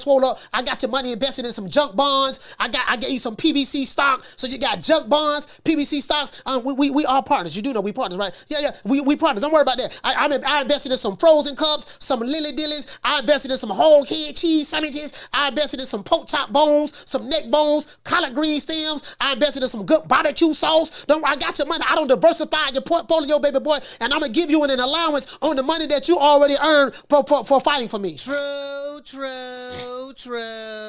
So what you're telling me is because Adrien Broner was an F-up, he did not deserve all of his money. So let me ask you a question. How many people have a job, you're an F-up on your job outside of the job, but when it's time to get paid, do you want all of your money, or do you want get your money in weekly allowances in stipends? I'm just asking a question. I'm asking for a friend. I'm going to tell you something that we say down here in Florida. I'm going to get me. I got to get me, dog. I got to get all of mine. If I work for it, I deserve to get it. Period. If I blow my money, do whatever I want to do with my money, guess what? It's my money. Now, some of these fighters are to blame. Because this is what happens. A lot of these fighters, they use the attorney of their promotional companies. A lot of these fighters, I just trust everything that he told me. Why? Because he a black man. He told me about junk bonds and stuff like that. He said he gonna have me set up, and I believe him because he black. Boo! That's gonna be the first nigga to get you. These promoters, they love fighters who be drunk all the time, don't be in their right state of mind. Oh, they love them kind of fighters. You can get them to sign to do anything. But when you a smart fighter like a Crawford and you go to asking questions, yeah, man, look, I need some transparency, dog. Hey, man, wait a minute, look at baby boy, check this out. I need you to sign the contract on 60-40, 70-30, 80-20. What we're going to do, we're going to give you 35% on the back end. Okay, you ain't gonna get no guarantee now. You don't get no guarantee. We don't do guarantees over here now, baby boy. Wait a minute, Michael Garcia got a guarantee. That different. Sean Porter got a guarantee. That different. See, when I was at Top Rank, I was getting guaranteed. Yeah, but you ain't at Top Rank no more. Keith Thurman got a guarantee. Yeah, that different. Wait a minute, as a matter of fact, everybody spends fault got a guarantee. How come when I come over here and try to make a deal, I can't get a guarantee? You asking too many questions. You a fool. You a dumb businessman. Why I'm a dumb businessman? Because you're supposed to sign the contract. 60-40, 70-30, 80-20. Take whatever we give you. Just trust and believe that I know what I'm doing. Yeah, I do know what you're doing. No, I need to see. I need to see what's happening. How I'm gonna get paid. Don't worry about how you're gonna get paid. Just take what we give you. True. You got what he death row contract. Who is DJ Quick? No, huh? No, I ain't said Kick that. a free? I didn't say that. Oh, you must be Jimmy Walker. Well, you ain't nothing. You don't deserve nothing. You don't get nothing. You get what I give you. I got a contract between me and you that say you do what I tell you to do. Therefore, shut the fuck. Don't say nothing. Don't speak to me. Don't look at me. I just want my money. I just said. Blue, if I raise up, gonna be trouble. Trouble. I'm walking off. Who you think he with? DJ Quick? Kid Capri? Oh, Marquis, you must be Jimmy Walker. Marquis, you ain't nothing. You don't deserve nothing. You don't get nothing. You get what I give you. I got a contract between me and you that say you do what I tell you to do. Therefore, shut the fuck. Don't say nothing. Don't speak to me. Don't look at me. Marquis, let me tell you something. Boy, if I raise up, it gonna be trouble. Trouble. Now walk it off. I sing that allowance next week. True. Lord Hammers, you can't make this up. You can't make this up. You can't make this up, bro. Come on, man. Come on. Hey, you know what? Where my dog at? Where my dog at? Where my dog? Where my dog at? Where my dog at? You feel me? Tighten up on your Come on, man. Come on, y'all. Take whatever we give you, huh? All right. So Crawford walk away. Crawford say, look here, baby boy, check this out. You saying that instead of fighting in 2022, we gonna fight in 2023. So what I'm gonna do, baby boy, hold up, swole up. What I'm gonna do, I'm finna go get this cheese over here with BLK Prime, fight David Avenese, and he's the top 10 guy in the WBO, and I'm finna go get this $10 million, get this cheese. That same $10 million that you niggas say that I didn't get, you wasn't even there. You didn't negotiate no contract. You at home at your baby mama house, playing the PS5, drinking up all the kids' Kool-Aid, juicy juices, eating up all the cereal, drinking all the milk, smoking on the Nick Sack and Reggie with your homeboy, while arguing, talking about what I made and what I didn't make, while you got a net worth of $5 and you sitting there arguing about what I make and what I didn't make. Yeah, I'm finna go up here and get that baby boy, and then I come back. You said you gonna spin the block? Okay, spin the block, baby boy. Since 2022 ain't got nothing to do with 2023. What's happening in 2023? What's going on? Oh, it's too late now. You never should've, you supposed to wait it. You supposed to wait it. You just supposed to sign that contract. Let me have you locked down so you can't go nowhere. And then whenever we decide to give you a fight date with Spence, that's what you supposed to did. True. See, when you a smart nigga, in the sport of boxing, a fighter, they vilify you. They vilify Bernard Hopkins. They vilified Roy Jones. When you the smart dude, they vilify you. When you go along to get along, they praise you. Ask Bernard Hopkins. What else we got? What else? I'm right here. He go to Bomb Squad. Shout out to Deontay Wilder. Shout out to Deontay Wilder. To this day. You see right here, Michael Benson said that Deontay Wilder is reportedly now fielding offers from promoters for his next fight. Why would Deontay Wilder field offers for his next fight? You went the place to be. You went Al Heyman, the smartest man in the history of boxing. Al got all the money. Ain't nobody complaining over there. They got an NDA. Oh, ain't nobody complaining. Everybody rich. Everybody in mansions. Everybody are in Lambo with do or die doors. Ain't that what they said? Ain't that what these broke niggas from the land of Wakanda with the LDBC said? Ain't that what they said, right? Interesting.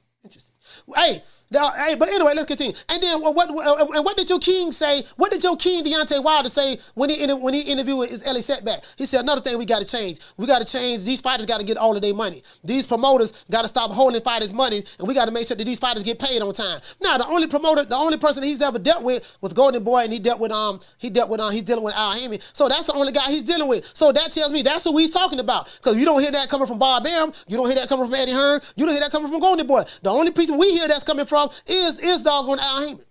Oh, he attacking the black man. Oh, that's what y'all say, huh? But isn't Terrence Crawford black? Isn't Anthony Joshua black? So it's okay for you to attack black, but then when I attack black, you niggas got a moral compass all of a sudden. Make that make sense. True. At least I'm attacking black with facts. Ain't that what these dumb ass niggas say? Facts. Ain't that what they say? But that's what the Bronze Bomber said. He said, this is what Michael Benson said. He said, Deontay Wilder is reportedly now fielding offers from promoters for his next fight. He said, with his team bringing up potential Francis Ndongo class. He said, it's claimed there is frustration between Wilder and the PBC over money for a proposed Andy Ruiz fight.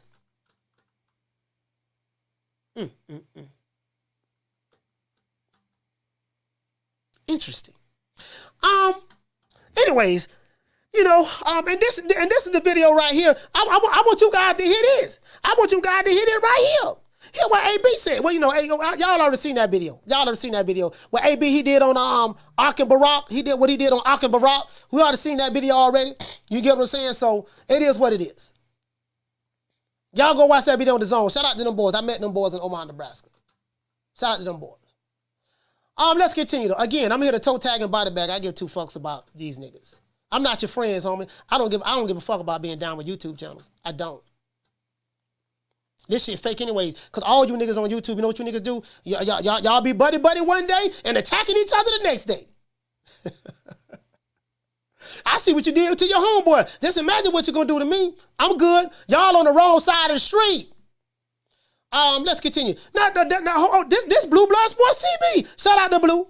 He said, whoa, nobody knows Errol Spence or Crawford. Tank Davis is not a superstar, says Lou Dibella. Blue dropped this video yesterday. Let's see what the people in the chat talking about. Now, this is one of the leaders of the LDBC, my good brother Blue Blood Sports TV. He's one of the main guys, and as a matter of fact, he is the most successful guy in the LDBC. Blue Blood Sports TV. Ain't nobody more successful than him in the LDBC, period. Let's see what this guy says on Blue Blood's chat. He said, well, it's not like you can wait until Spence and Bud become superstars. He say time is just not on their side. It's promoters like him, he mean Lou Dibella, who's stopping these decent fights from occurring. I totally agree with that. How can you be a promoter and say that these fighters are not stars in one breath, while in the next breath, you are the main reason why these top fighters are not fighting each other? Make that make sense. True. Y'all ain't even making the fights that the fans want to see. But yet you're going to complain, man, these fighters ain't no stars. Why are you stopping the top fighters from fighting each other? My fighter, the A side. Yeah. Anyway, let's continue. This is the LDBC channel now. He say, shout out to Professor X. He say, salute, brother Blue. We're here and we support you 1,000%. This guy right here he said, but why is 1 million important? The sport of boxing can't even make matches happen without everybody complaining. So how could you ever build to $1 million or 1 million pay-per-view fight if you're not making fights happen generally? I totally agree with that. You're not even making the fights. The promoters, the networks, the financial advisors. This guy right here say, we have to get the best fights to get people interested in the sport. This is the truth. These are facts. Facts.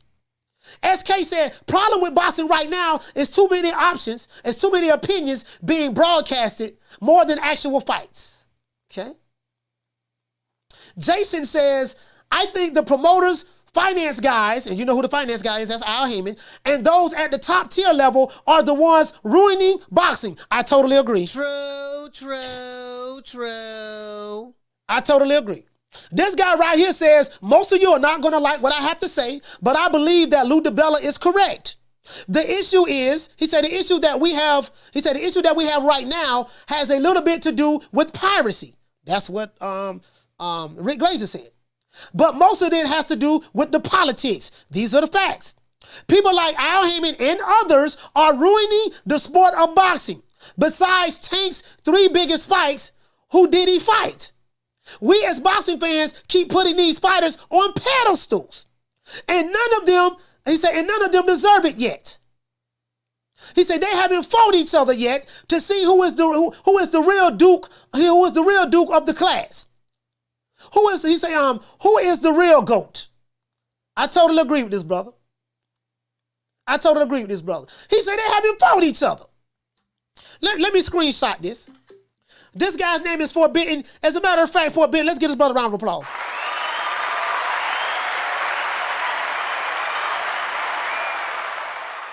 Isn't that what I say? The only way we're going to know who the creme de la creme is, the top guys are going to have to fight each other. Don't I say this all the time? I've been saying this for a little over 2 years now. My fighter, the Powerpuff Girls, and they beat Mojo. They don't need to fight Godzilla, King Kong, Mothra, Gamera. They don't need to fight them. Why they don't? If you're telling me he the king of the hill without fighting the other monsters, how do we know he's the king of the hill? He don't need to fight him, because we automatically know what he did to Punch Out Willie. We know what he'll do to King Kong. It doesn't work that way. True.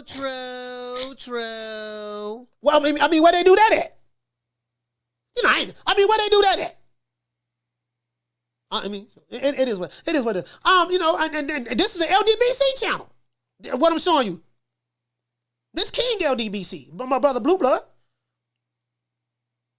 See what this guy right here say? He said, if promoters would just listen to what the fans want at the right time, then maybe we can get high pay-per-view buys. Fans aren't always right, but they are a gauge to which 2 fighters make a great fight. Oh man, I can go on and on. It's a lot I can talk about on that. Now, I want to show you guys what we're dealing with right here. Listen, when you see anybody from the Alphabet Boys, and what does a promoter do? I ain't got to go through all that. I don't told you guys that before already. When you see people from the Alphabet Boys, meaning the LDBC, this is what they have. What is a victim mentality, coach? I've been through this before. Let's do it one more again before I open up the phone line. What is a victim mentality, coach? A lot of these niggas have victim mentalities. 23 signs you are suffering from a victim mentality, and they participate in the Victim Olympics. He said, when we have a victim mentality, we filter our entire existence through a paranoid, narrow mental lens that is used to perceive other people and reality. If you don't agree with me, you're cool, knock that out. Let's continue. What is a victim mentality? Victim mentality is a psychological term that refers to a type of dysfunctional mindset which seeks to feel persecuted in order to gain attention or avoid self-responsibility. When you see a nigga that come from the Alphabet Boy community, or better yet, the Wakanda niggas, that's what you're dealing with. You're dealing with people who have a victim mentality.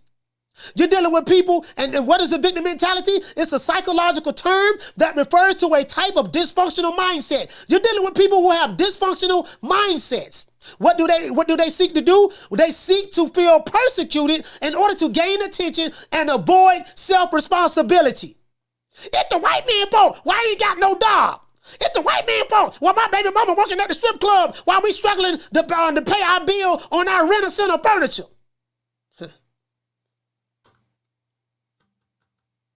Wow. Let's continue. He said people who struggle with the victim mentality are convinced that life is not only beyond their control, but is out to deliberately hurt them. The system trying to take me down. This belief results in constant blame, finger pointing, and pity parties that are fueled by pessimism, fear, and anger. True. Wow. Whew, this is something else. Let's continue. Let's go right here. It say 9 benefits of being a victim. It say playing the victim actually has a number of juicy perks. These rewards make it very difficult to break out of such a mindset, which is why most victims seem to be so emotionally invested in perpetuating this type of toxic behavior. If you meet any nigga that come from the LDBC, 9 times out of 10, this is him. Any Wakanda nigga, this is him. Whether he's a white Wakanda nigga, a Hispanic Wakanda nigga, or a black Wakanda nigga. This is them. You see them on Twitter, you see them on YouTube. You see them in Facebook groups. You see them in Reddit groups. This is what they do. I don't give a fuck about you niggas. I'm here to bother you niggas. I got a shovel, I'm digging the ditch, and right now where I'm singing your eulogy right now. Some of the perks include not having to take responsibility for anything, other people lavishing you with attention, other people feeling sorry for you, other people are less likely to criticize or upset you. You have the right to complain. These niggas are professional complainers. He said you are more likely to get what you want. He said you feel interesting because you get to tell people all of your stories. You don't have to feel bored. He said you don't have to feel bored because there's too much drama going on. You get to avoid and bypass anger because you're too busy feeling sad. He said, can you see some of the underlying patterns starting to emerge here? You see that a lot on the YTBC. But let's go. Let's look at the 23 signs of a victim mentality. Let's go, coach. He said, you are constantly blaming other people or situations for feeling miserable. That's 1. 2, you possess a life is against me philosophy. Number 3, he said, you're cynical or pessimistic. I stay the hell away from these type of people. That's 3. Number 4, he said, you see your problems as catastrophes and blow them out of proportion. Number 5, you think others are purposely trying to hurt you. Number 6, you believe you're the only one being targeted for mistreatment. Number 7, you keep reliving past painful memories that made you feel like a victim. Number 8, even when things go right, you find something to complain about. Number 9, you you refuse to consider other perspectives when talking about your problems. Number 10, you feel powerless and unable to cope effectively with a problem or life in general. Number 11, you feel attacked when you are giving constructive criticism. Number 12, you believe you're not responsible for what happens in your life. Others are. 13, you believe that everyone is better off than you. 14, you seem to enjoy feeling sorry for yourself. 15, you attract people like you, meaning like-minded individuals, who complain, blame, and feel victimized by life. That's some LDBC niggas and Wakanda niggas. Number 15, you believe that the world is a scary, mostly bad place. 16, you enjoy sharing your tragic stories with other people. 17, you have a habit of blaming, attacking, and causing those who you love for how you feel. You're like, cool, Uncle Tom, sell out. It's your fault. Sign the contract, drop the addy. This is what you niggas do online. You're like, Uncle Tom, cool, sell out. That's what y'all say, right? He said, you feel powerless to change your circumstances. I forgot what number I'm on. I think this is 19. He say, this is 20. This is 20. You expect to gain sympathy from others, and when you don't get it, you feel upset. Number 21. He said, you refuse to analyze yourself and improve your life. 22. You tend to one-up people when it comes to sharing traumatic experiences. And 23. You constantly putting yourself down. Let's look at this. 16 signs of low intelligent people. This is low IQ. A lot of these niggas who come from that community, they are very low IQ. How do you, I'm finna open up the phone lines after I read this. These niggas is very low IQ, I tell you this. That's why we call them the slow learning disability boxing community.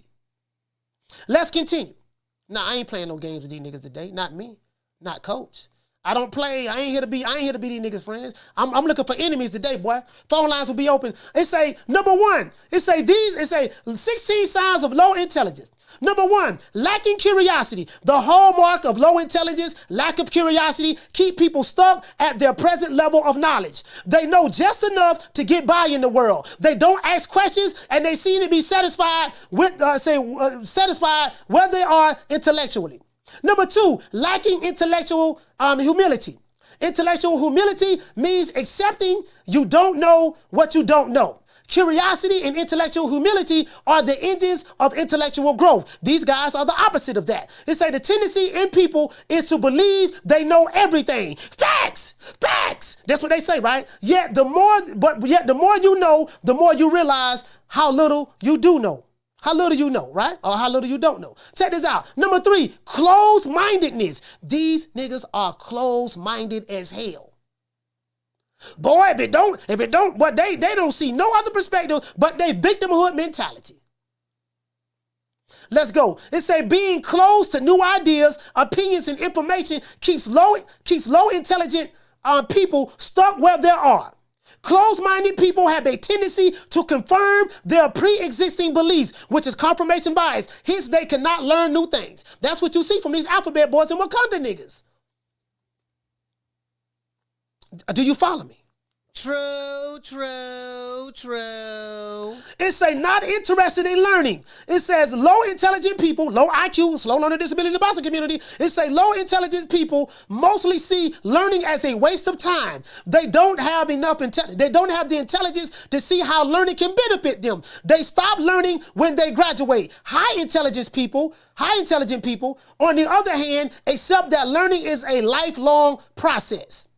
Number 5, not seeking novelty. Low intelligent people seem to have an aversion to novelty in general.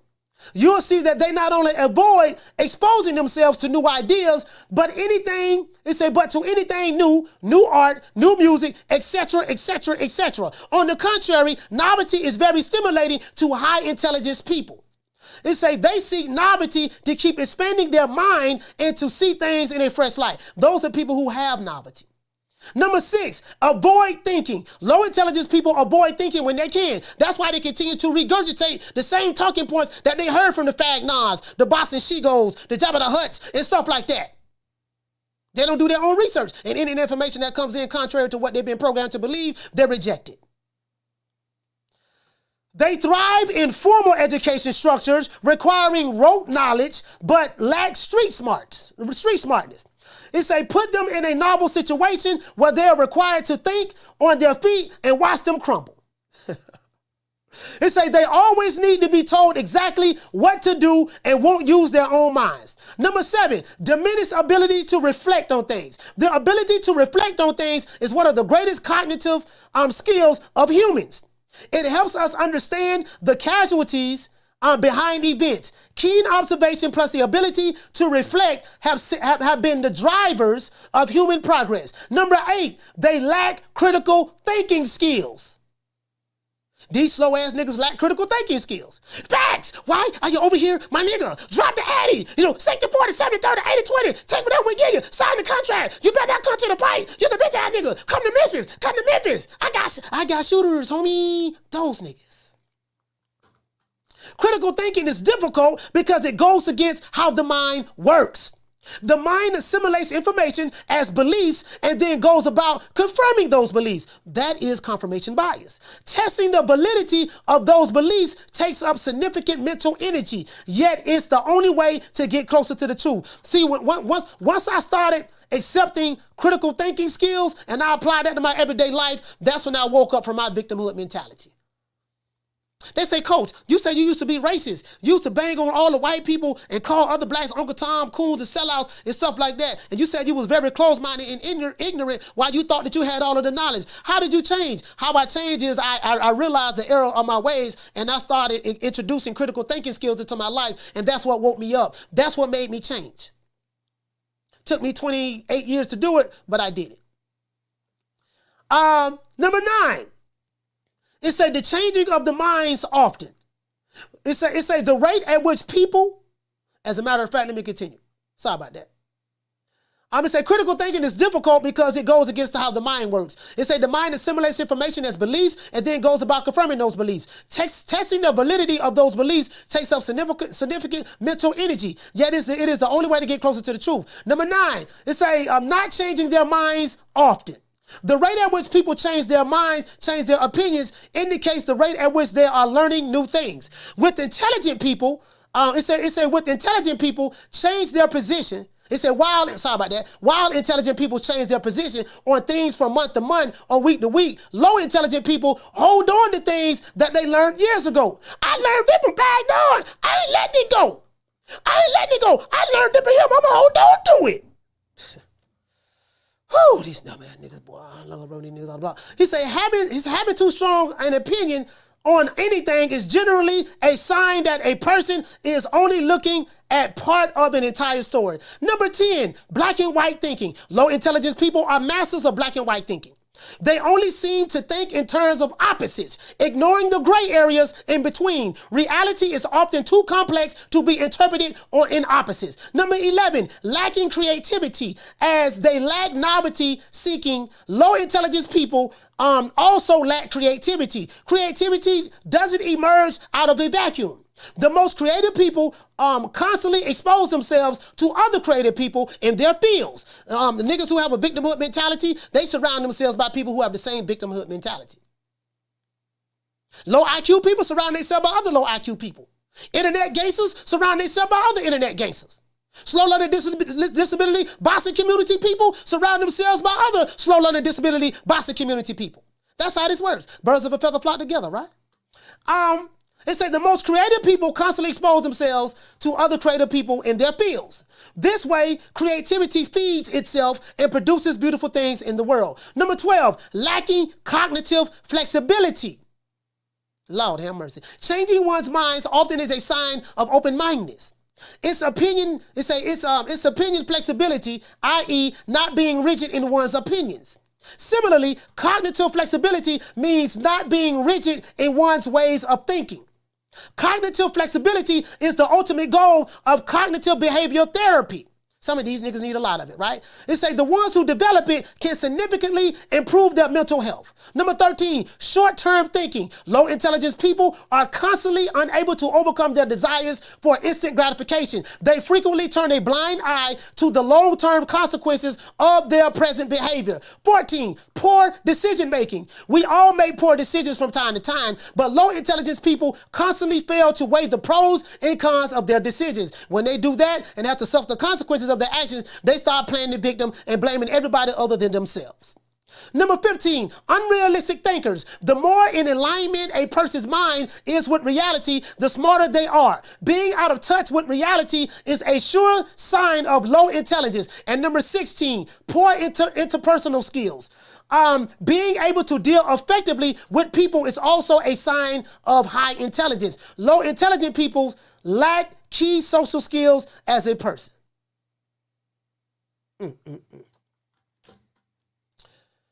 Phone lines open, 530-494-9636. That's what you're dealing with online. Phone lines open, man. Anybody want to call in? Call in. Anybody want to call in? Call in. I'm here. And this is what you have going on. That's why I bang on this shit so hard. I bang on it so hard because it's stupid. I see quite a few people left. That's good. That's good they left. Had to run them niggas off the block. They ain't had no business over here anyways. True. And as a matter of fact, anybody else I can run off the block? OG Riley, let them know how we feel about it. Fuck you. Fuck the plane you flew in on. Fuck them shoes. Fuck the socks with the bell on it. Fuck them cheap ass cigars. Fuck your yuck mouth teeth. Fuck your hairpiece. Fuck your chocolate. Fuck Guy Ritchie. Fuck Prince William. Fuck the Queen. This is America. My president is black and my Lambo is blue, nigga. Now get the fuck out of my hotel room. And if I see you in the street, I'm slapping the shit out of you. Hey, man, it is what it is, man. Shit, it is what it is, man. I got to give you the truth, dog. What Lou Dibella said is right. None of these dudes are superstars. Call what's your name when you call it from? What's up, Coach? If you never. D-Block, D-Town, D-City, D-Ville, Baltimore, stand up. I feel like that disco ball gonna come down. Everybody gotta start. I feel like that disco ball gonna come down. Everybody gotta start dancing and shit. Boy, my motherfucking nigga D-Block. D-Block, what's up, man? D-Block, what's happening?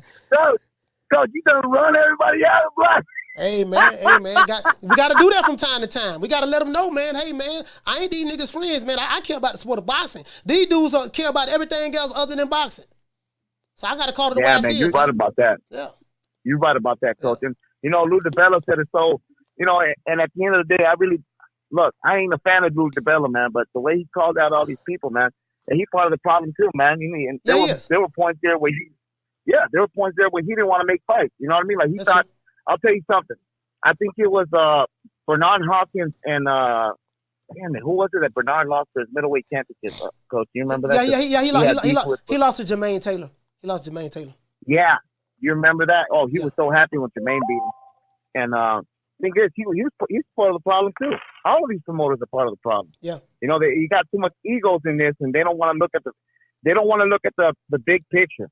I mean, they got so much power. Because of all the money they got, it just doesn't make any sense. Yeah. And us fans are the ones that are, that we're the casualties. Yeah. We got to see crappy ass fights, and not just that. We're talking about crappy fights that should be on the undercard, not the main event. Yeah. You know what I mean? So that's what's wrong with boxing right now. So what do you think about this, Coach? Do you think that Tank Davis is really going to be? I mean, do you think he's going to? I mean, it's getting there, man. Doesn't he have like a court date or something like that, Coach, coming up? Yeah, I mean, I think he does. I mean, I'm not gonna lie to you, D-Block. I haven't kept up with his court cases, legal issues. Okay. I mean, I don't think anything. Well, I don't know. I really don't know because the court system is different. But Tank doesn't look like he's worried about his court situation. So maybe there's nothing to worry about. I don't know. I really don't know about his court situation, fam, to be honest with you. Okay, one more thing, Coach. Because I mean, I just want to say, keep on preaching that good preach, man. I mean, you got people. They ran out this. They ran out right now, they're like cockroaches, man. They just ran out. Yeah, and that's how you got to do, man. You got to weed them out, man. Yeah, because at the end of the day, who do you want, Coach, in this show? You want people, you want to inspire people, you want to open their mind, you want, some Wakandans, you want some LGBTs in here listening. Maybe that'll spread out over there in the Wakanda land, the LGBTville. Yeah. So at the end of the day, keep it up, Coach. I've been hearing you the whole time. D-Block, D-Town, D-City, D-Ville, Baltimore, stand up. I don't care nothing about Yeah, I don't care nothing about pushing a certain narrative for subscribers, and so I don't care nothing about that. I care nothing about that at all. I don't. You get what I'm saying? I'm not going to pander to a certain fan base to get subscribers because there's no retirement plan in YouTube for me. I don't have a retirement plan. I'm not getting a pension. None of that. You get what I'm saying? So I can't know about that. Hey man, let's get them lights up, man. We had over 600. We ran a whole lot on off the block. Hey, we had 620 people in here, right? When I went to drop them two bombs, bro, them corners scatter like roaches when the lights come on. True. Hey, Bless, we had about 620 some people in here, right? When I went to drop them two bombs, oh no, oh Lord, let's leave. He's a cool like a Tom sellout. Let's get away. But they ran like a vampire. They ran like a vampire looking at sunlight. Hey, I pulled the sun out on the vampire, right? But they started kicking around. No, anything but the sell on that nigga dropping troop. Oh Lord, I got to leave. That coon dropping cell. Oh, that coon and Uncle Tom, he dropping troop bombs. Oh, he's exposing us for having low IQs. He's exposing us for having the critical thinking and lack of critical thinking skills. And I told you guys, for all you guys who on this code, the code should have been you supposed to get behind all of your black fighters, fool.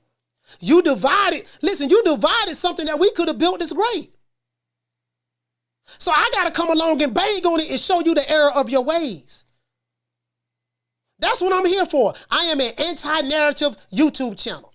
I care nothing about how long you've been on YouTube, how many subscribers you have, who you interviewed. I don't care nothing about that. Ain't none of you niggas down with me anyways. I ain't your homeboys. You ain't my homeboys. I ain't eating with you. I'm the type of dude like this here. If I ain't eating with you, fuck you. You get what I'm saying? It is what it is, man. It is what it is, man. It is what it is. I call it the way it is, shit. I'm from West Tampa, dog. We don't D-ride for no nigga. For real, though. You get what I'm saying? And shout out to Crawford. I told Crawford that. I told Bernie that. I told Red that. Saul, Bomac, I told all of them that same thing. I respect you. You know what I mean? But there's certain things I'm not going to do. And it was just mutual love and respect. Because those guys don't do the same. They have some of the same principles that I have. You get what I'm saying? So that's what it is, man. I'm not here to go along to get along. That's not the name of the game with me. I'm here to drop the truth as much as I possibly can, and I'm here to separate the wheat from the tare. All subscribers ain't good subscribers. You know what I mean? I don't care. Phone lines open, man. 530-494-9636. Anybody want to threaten me today? Shout out to my sister Nick Rich. Anybody want to threaten me today? Anybody want to send me gun emojis? Anybody want to tell me not to come to the fight next week when I go to Atlanta? Anybody want to tell me they gonna pull up? Anybody want to tell me they got shooters? Anybody want to call me a coon, Uncle Tom, sellout, Sambo, whatever? Please feel free to call the show. 530-494-9636. I am here. True. Let's talk to the people in the chat then. It is what it is. He shout out to Lord Blue. He said, I heard everything. Yesterday's show was good too. Shout out to he said Errol Sexual Boston Ego. He said Jersey. Well, yeah, stand up. Okay. Shout out to Little Green Eyes P.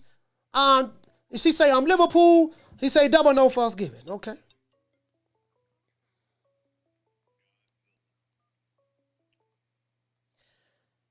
Caller, what's your name? Where you calling from? This is the boxing historian, Coach. What's happening? Man, my main man. What's up, bro? The boxing historian. What's happening, man? I ain't heard you since 1972, man. Hey, I know, man. Hey, man. On the real, man, it's been hard to talk about boxing because it's been so mediocre, man. The talking of boxing, so is the fights and whatnot, man. Yeah. Hey, I just wanted to call, man. Hey, I ain't gonna lie, bro. I'm about to use that as a lesson. One of my other YouTube channels, man. Because look, you was part of the Nation of Islam. You know, I'm an Israelite, right? Yeah. We know Israelites are very sharp brothers. Sure, I lost a couple of debates with the Israelites. I had to call the captain, right? Because the Israelites know the Bible very well. You guys know the Bible very, very well. So I had got over my head in the debate, and I got bodied. This is in 1995 at the Million Man March. But yeah, Oh, really? yeah, for real. Yeah, nigga bodied me, but Yeah. he snatched my head off and he said snatched my head off and handed it to me. I was 21 years old. But go ahead. Sorry about that. Oh no, you good? No, you good, man. Hey, no, hey, man. But we know how these niggas get down, bro. We know how low IQ, the group is. The group that group think where that herd mentality is, man. Yeah, that herd mentality. You know what I'm saying? Like, I mean, that if anything else, like that's the mindset of these guys that be talking this boxing talk. You know what I'm saying? The same exact mindset. And it happens in all different fields of life, whether it be religion or sports or whatever. But my thing is though, it's like we've been saying this shit for a long time. Yeah, you have. You're one of the people who've been saying it before I even came on YouTube. You, Blood Boxing, Ring IQ, and there's a couple of people, probably Beats, it's another channel. I'm forgetting them, but. But it's quite a couple of channels have been saying that you guys have been getting their attacks over the years. Y'all been fighting a good fight. I came in and you know what I mean, and now I don't jump in it with you. You got niggas on here talking about they want to. You better not pull up in the fight. Like man, come on, man. I've heard this press like 20 times over, man. Nobody gonna bust the grave, bro. Yeah. But it's like this though. Even the two biggest guys, Canelo, Anthony Joshua, like they're not transcending stars. Yeah. They're stars in their country with their people. Yeah. That's cool. There's nothing wrong with that. But don't sit up here and try to lie to me and say that that's a superstar. No, we know what a superstar is. We've seen it.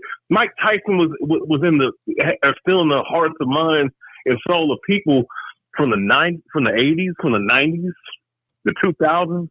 God still remember him. Mm-hmm. God still remember Lennox Lewis, man. God, I mean, we can go down the list. De La Hoya.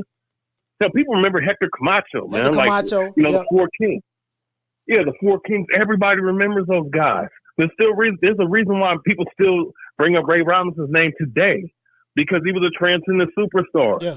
There is no transcendent superstars with guys who take 2 years off, and this is the Floyd Mayweather effect. Floyd Mayweather breeded these niggas. Yeah. You know what I'm saying? These motherfuckers that are fighting today, especially on that PBC side, especially them, he breeded these guys. Yeah, these guys with that bum, I'm going to just call it what it is, a bum's mentality. I'm going to fight once a year. I'm going to hold a belt hostage for 2 years, act like my arms hurt, or I'm in the damn wheelchair. I can't fight. But then demand that you're gonna be fighting. You want to fight for $10 million? Like, get the hell out of here! Who the hell do you think you are? Yeah. And prove nothing, man. Yeah, you're right. That whole generation is over with. Like you said, Floyd and Pacquiao. That's over with. That's over with. That era's over with. That era is over with. You know what I mean? And that's what I've been saying. Like, you guys trying to tell me your fighter is a superstar, and I'm like, yeah, he might be a superstar at the local liquor store, at the local barbecue. But the fact of the matter is, you guys don't know what a superstar is. If you did, you wouldn't know a superstar if it slapped you in the face. You wouldn't know a superstar if it slapped you in the face. And this is just the reality of the situation, because these guys don't know any better. And the crazy part that gets me, boxing the story, is this: the older niggas who on YouTube, who have YouTube channels, they know better. Yes. Yes, the mighty LGC, the leader of that group. He used to be talking about this shit. He used to actually, the niggas that hate you, those same niggas was hating him like 6, 7, 8 years ago, man. Yeah. But hey, I'm just gonna call it what it is. Guys getting paid off, guys got to push a narrative. Yeah. Cool, do you, but at the same time, man, keeping it real, man, is worth more than a paycheck, bro. I'm just gonna be honest, man. I don't care what number you want to put on it. You know what I'm saying? Because being fake, man, look at the corrosive environment that we're in right now. Very corrosive, very toxic, man. Yeah. Guys talking about dumb shit. Oh, my fighter has made, 230,000 every time. That's a pay-per-view star. Shut the fuck up, man. Oh, man. Cool. Hey, boy, it is what it is. Hey, thanks for calling Boxing the Story, man. Salute, fam. I'm going to keep the phone lines open. Salute. Shout out, fam. Oh, yeah, no problem, bro. You take it easy. Yes, sir. Take it easy, man. Yes, sir. Yeah, man.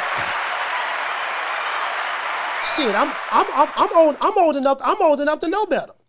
I'm old enough to know better what a superstar is. I don't need no hog head cheese sandwich eating ass nigga with swine pork chop juice running down his neck telling me what a superstar is. I know what a superstar is. Shout out to Big Steppin'. Hey, okay. Dropping that quarter of a bam dub on your boy Cash Out. Hey, Leroy. Super chat. Big Steppin', salute to you, fam. Playtime's over, boy.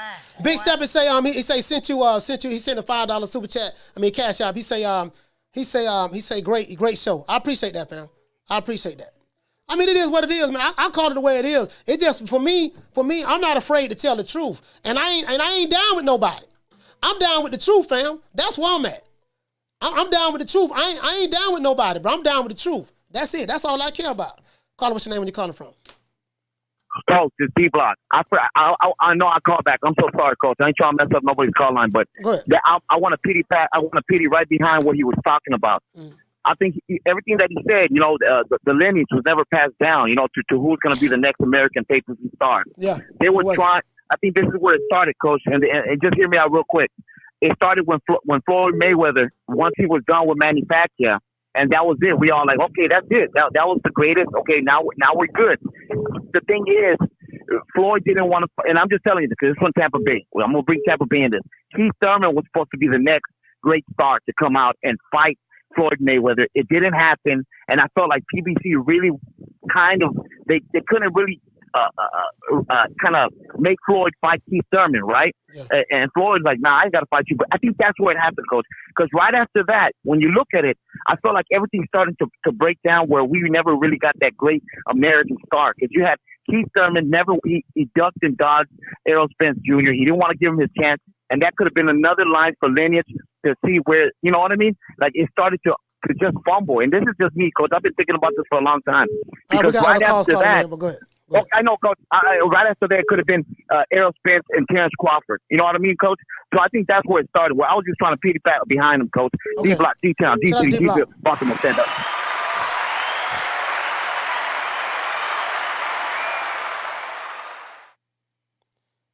Caller, what's your name? Where you calling from? Oh, I'm calling from Mexicali, Mexico. Mexicali, Mexico. What's your name? Marco. Marco from Mexicali, Mexico. Talk to me. Yeah, I want to say there's some Wakanda Mexicans over here in Mexico too. So me and you are gonna do a tag team. You like that? What's your name again, brother? I forgot. You said Marco. My name is Marco from Mexicali, okay. Mexico. I got you. Go ahead. Talk to me. And I'm telling you, there's some Wakanda Mexicans over here too. So me and you're gonna make a tag team, like wrestling.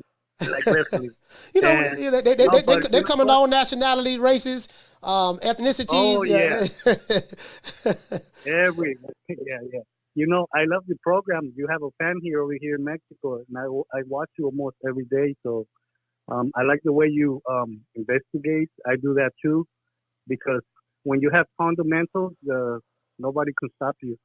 So I just want to say that I like your program. I appreciate the way you investigate things, the way you explain it, and that's it. Hey man, I just call for that. I appreciate you, man, Marco. I appreciate you, man, all the way from Mexico, man. Hey, that next fight with Canelo and I'm hearing that fight might be over there, but I got to open up the phone lines. Thank you for calling in, brother. Salute. Shout out to Marco from Mexicali, Mexico. Salute. Yeah, man. Shit, Canelo is the last of that superstar era. Them days over with, fam. Caller, what's your name when you're calling from? Caller, what's your name when you're calling from? It's Ken. Ken from Flushing. Ken from where? Ken from Flushing. I was probably got too real quick. Ken from Flushing. All right, Ken from Fletcher. You say Kevin Fletcher? What's your where you from? Oh, Ken. Yeah, Ken. Okay, Ken from Fletcher. Talk to me. Right. I was going to talk about the PBC. You know what I'm saying? I'm a PBC fan.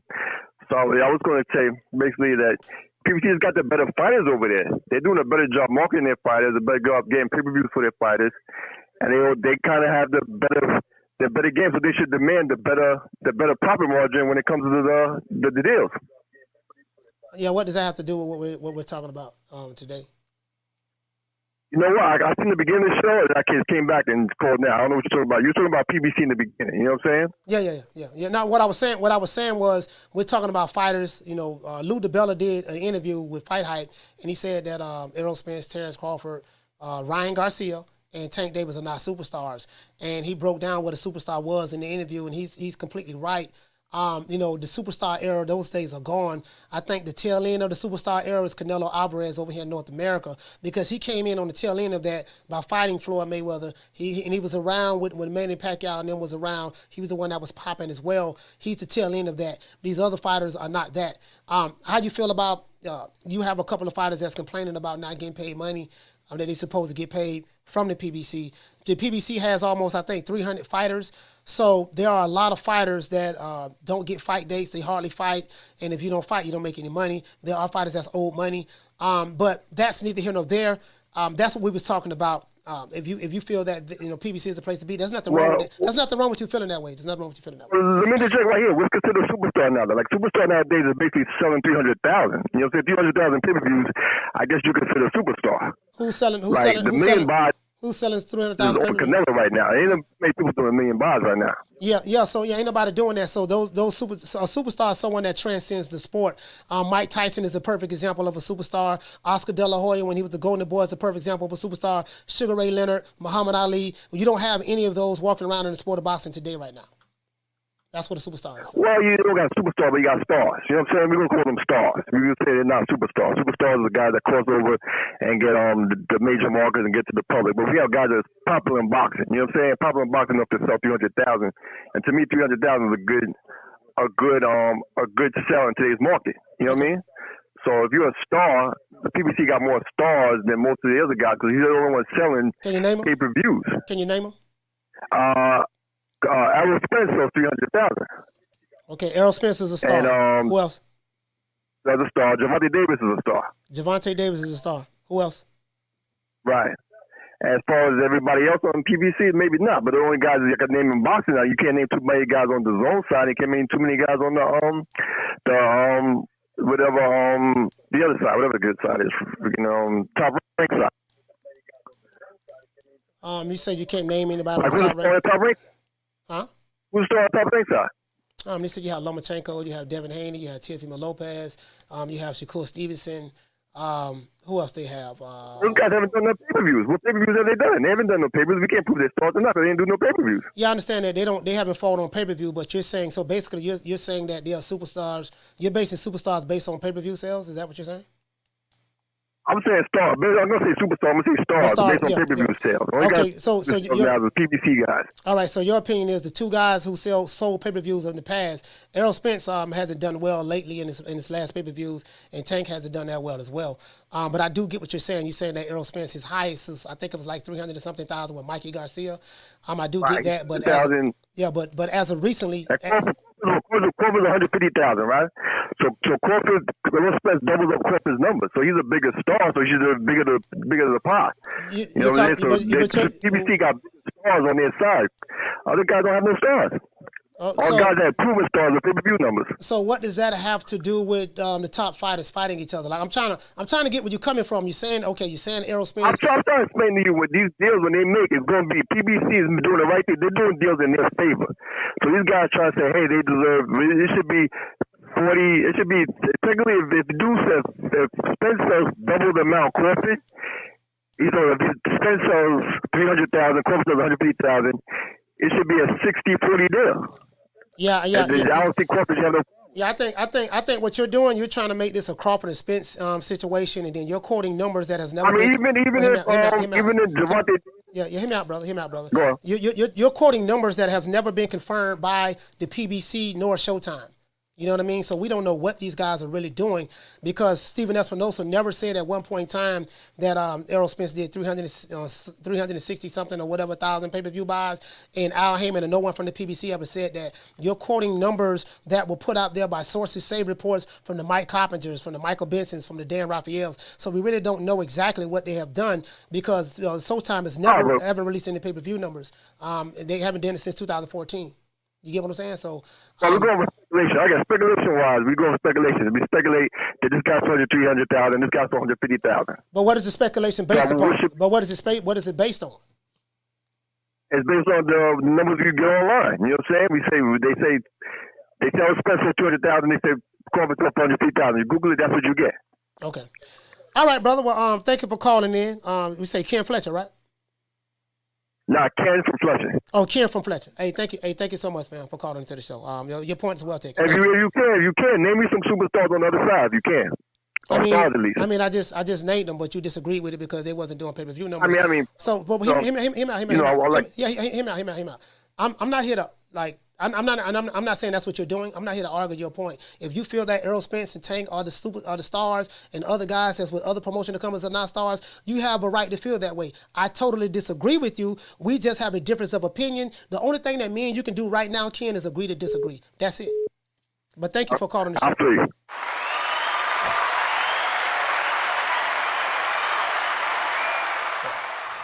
Caller, what's your name? Caller, what's your name?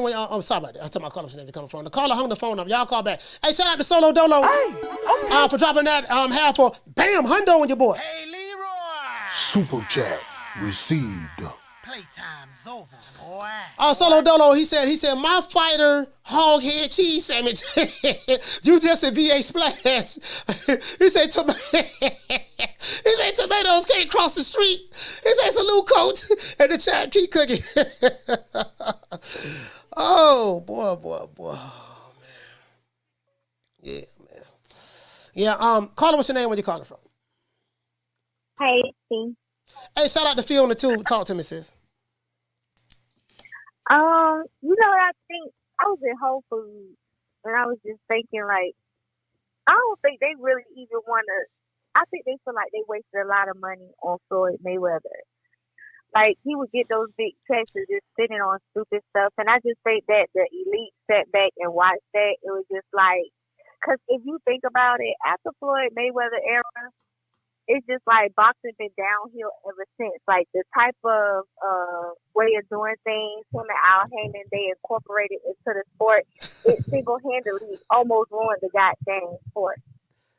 You know what I'm saying? The Whole Foods trying to figure out a good, drink, to flush my system out with. And it hit me like they don't want to give these ninjas no more money.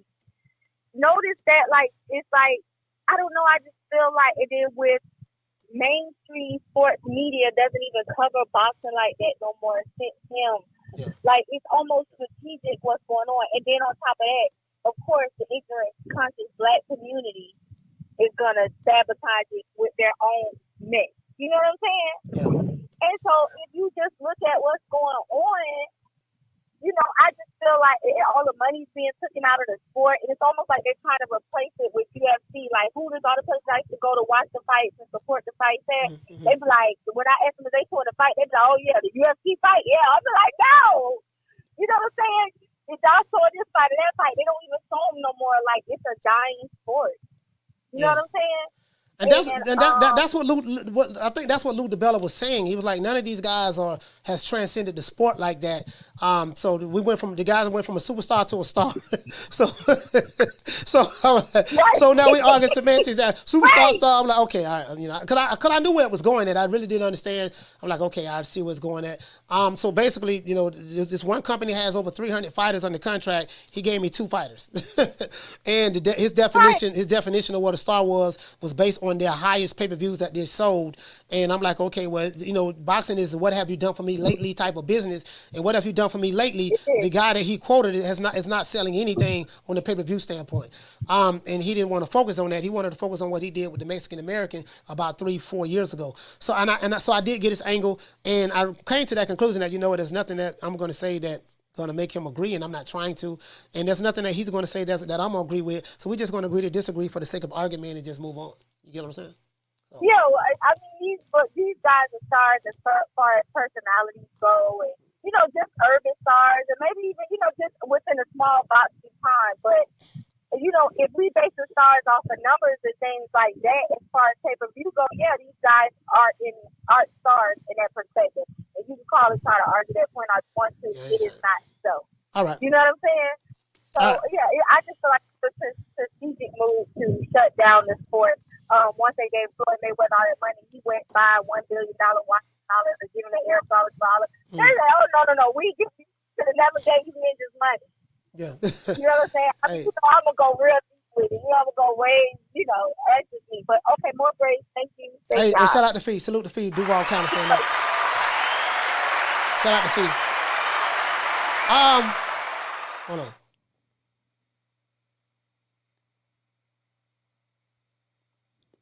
Damn. Call back. Sorry about that. Call back. Shout out to Boxing Gyms. That's another channel to watch. Boxing Gyms. I forgot all about my brother. I was trying to think of your name. Shout out to Boxing Gyms. Hey, okay. Dropping that. Bam, dub on your boy. Hey, Leroy. Super chat received. Playtime's over, boy. He said the crazy part is the failure of promoters and networks to innovate promotional strategies and combat illegal streaming. Also, fans capping about low numbers help hide the problems. Yeah, pretty much. I mean, I totally agree with that. The promoters and the networks were one of the main reasons why the sport has been is killed itself off for the most part, especially in America. Boxing is a global sport. In America, we don't have those stars. A star is to the interpretation of the individual. But I've been around. You've been around. We know what it is when we see it. So it's just a different era right now. No one is transcending the sport. These niggas be seen more in TMZ and than anything. You get what I'm saying? So and that's just the reality of the situation. And that's just what it is. Caller, what's your name? Where you calling from? Caller, what's your name? Where you calling from? Call from John. Hold on. All right. The caller hung the phone up. Hey, caller, call back, because I thought I hit the one and then switched over. So caller, call back again. Sorry about that. I heard your name was Jones. Call back, caller. Call back. See can we get it together next time. It is what it is, man. So that's the crazy part about it, Boxing Gyms. The promoters and the networks, by them not having the best fighters fight the top fighters, that's not allowing when you do that and you create this illusion, like the fans ain't stupid. They're like, man, we know that dude ain't fighting nobody. You know what I mean? That I believe in working smarter, not harder. That philosophy is what pretty much messed it up. Caller, what's your name? Where you calling from? What up, Coach? Your boy Two-Tone, the superstar, Phoenix AZ. Man, Two-Tone, talk to me, fam. Two-Tone, the superstar. What's happening, man? Hey, you got any threats today? No, I got a couple. That one tweet I just posted, I got a couple. Hey, boy, Two-Tone hate it, boy. Hey, nigga, fuck that nigga, fuck Two-Tone. When I see him, tell him to drop that. I'm gonna pull up. He didn't get threats. Every day, bro. Hey, Toe, drop the Addy. Drop the Addy. Hey, go ahead, man. I ain't been interrupting. Go ahead. Man, I gotta agree, man. Like, there really ain't no stars outside of Canelo, Floyd Money Mayweather. And what told me that, Coach, was during the Super Bowl, because when the Super Bowl did they pan to who was at the game, they showed Floyd Money Mayweather. And the other boxers that was there, Gervonta Tank Davis was there, and Ryan Garcia was there. Yeah. No camera time. But not only that, who had a commercial who had a commercial ad on the Super Bowl? Canelo. Canelo, the face of boxing. Did they show Canelo. Did they show Terrence Crawford? Not at all. Did they show Errol Spence, Big Fish? Not at all. Did they show Gervonta Davis? Not at all. TMZ called him leaving the thing, but not at all. Did they show Caleb Plant? No, they didn't show Caleb Plant. Sugar Ray? What you call him, Coach? Talking about Booger Ray? Talking about Booger Ray Leonard? My dog Booger Ray? Yeah. No, they ain't show no Booger Ray. They ain't show the. Hey, but he said somebody in the chat said they showed Zab Judah, but yeah, Zab Judah. Sorry about that. Well, go ahead. I want to ask you, Coach, do you think Ryan and Tech, because I think they dropped the ball on this, do you think they dropped the ball by not having a face-off at the Super Bowl? Man, at this point, it's not Ryan and Tank. At this point, it's It's the promotional companies or the financial advisors. That's what it is. It's not Ryan and Tank. There's nothing. Nobody can tell me that Ryan Garcia don't want to fight Tank Davis. I believe he wants to fight him wholeheartedly. I believe that Tank wants to fight Ryan Garcia. But at this point, neither one of those guys, they have promoters, financial advisors, and they just have to do what they're told because they don't make their own fights. And that's just what it is. The desire to fight each other is there from Ryan and Tank. But I think the people in the behind the scenes who handle the business, that's a whole nother ball game. So they are the ones that's messing it up, in my opinion. That's true. That's true.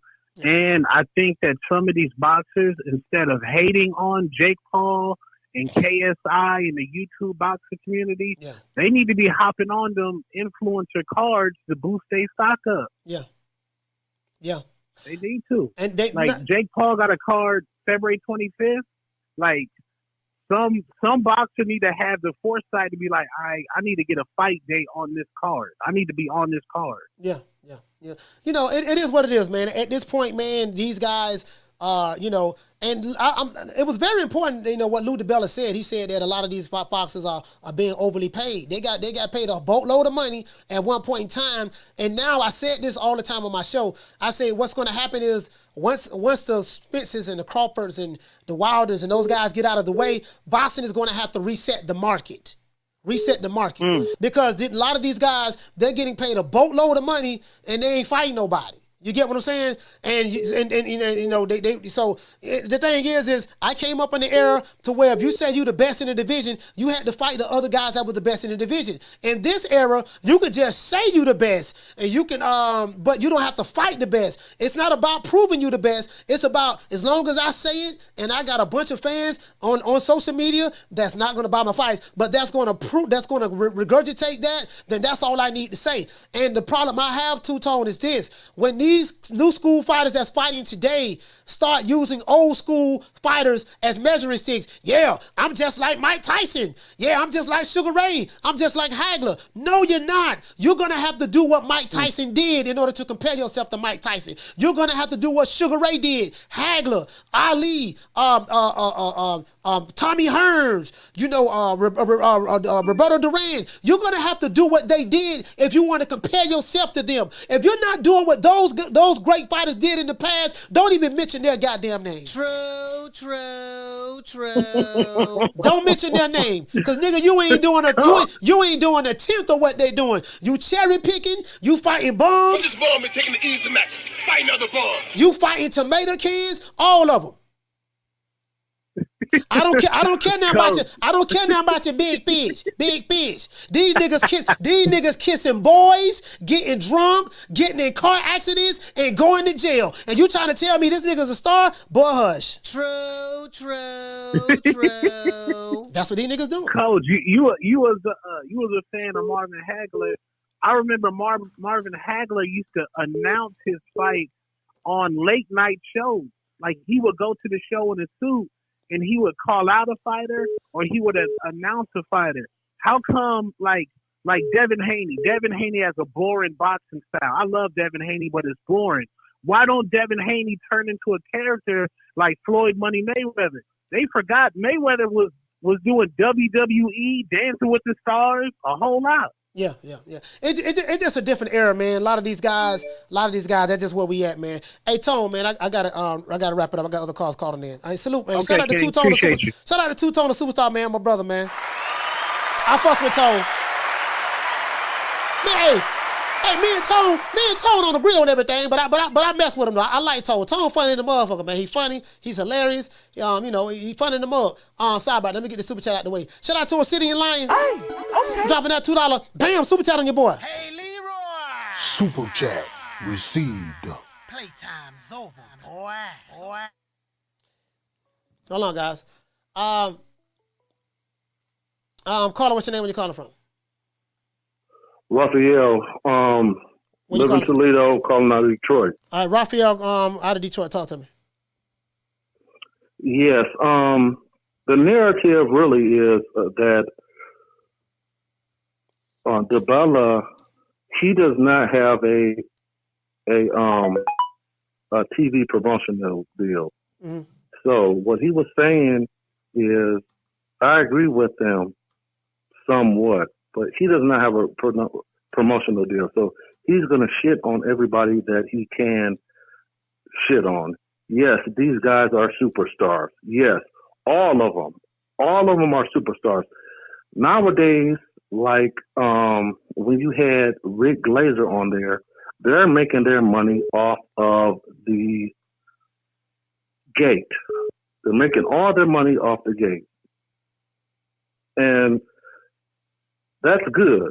You know, we want pay-per-view numbers, but Terrence, Spence, what's my man's name? Tank, they're making money off of the gate. Now, the real superstar, to me, really, is Fulton, because anyway, is who? Is Fulton. The real guy who's gonna make the money is Fulton, because he's fighting in Japan. He's fighting where you can make the most money. And everybody's talking about, oh well, this pay-per-view number's that, and that's pay-per-view number this. So the narrative is, what's my man's name? Dibella is really hating because Dibella has no TV contract. So who would you say the narrative? The narrative from whom? The narrative for what you were saying is, okay. So you feel that what Lou Dibella said is not truthful, because by him not having a TV deal with any of the networks, he's hating on the fighters that he's named by saying that they're not superstars. Do I understand you correctly? Somewhat, yeah, somewhat, not all the way, because what he's saying is true. You know, they're not going to make no money off the pay. I've said this on your show, and I've said this on your show. Okay. Nobody, and you said it too. Nobody is buying pay-per-views. Everybody's streaming, and even if they can, they're gonna stream illegally. If you can do it, a motherfucker is gonna do it. All that, everything that you're talking about is kind of true, but it's diluted. You know what I mean? I agree with you with some of what you're saying, but when it comes down to it, Terrence Crawford makes money. He makes straight up bank off the gate. He made a lot of money off of what's my man's name? Bob Arum. Yeah, Bob Arum. He got paid all his money. He did get paid all his money. Yeah. Bob Arum dissed him. Bob Arum dissed him strong as hell. I got other calls. I got other calls calling in. But your point is well taken. I don't agree with everything that you're saying. I don't agree with it, but your point is well taken. Mm-hmm. Raphael, thank you for calling in. We got other calls calling in. Salute, fam.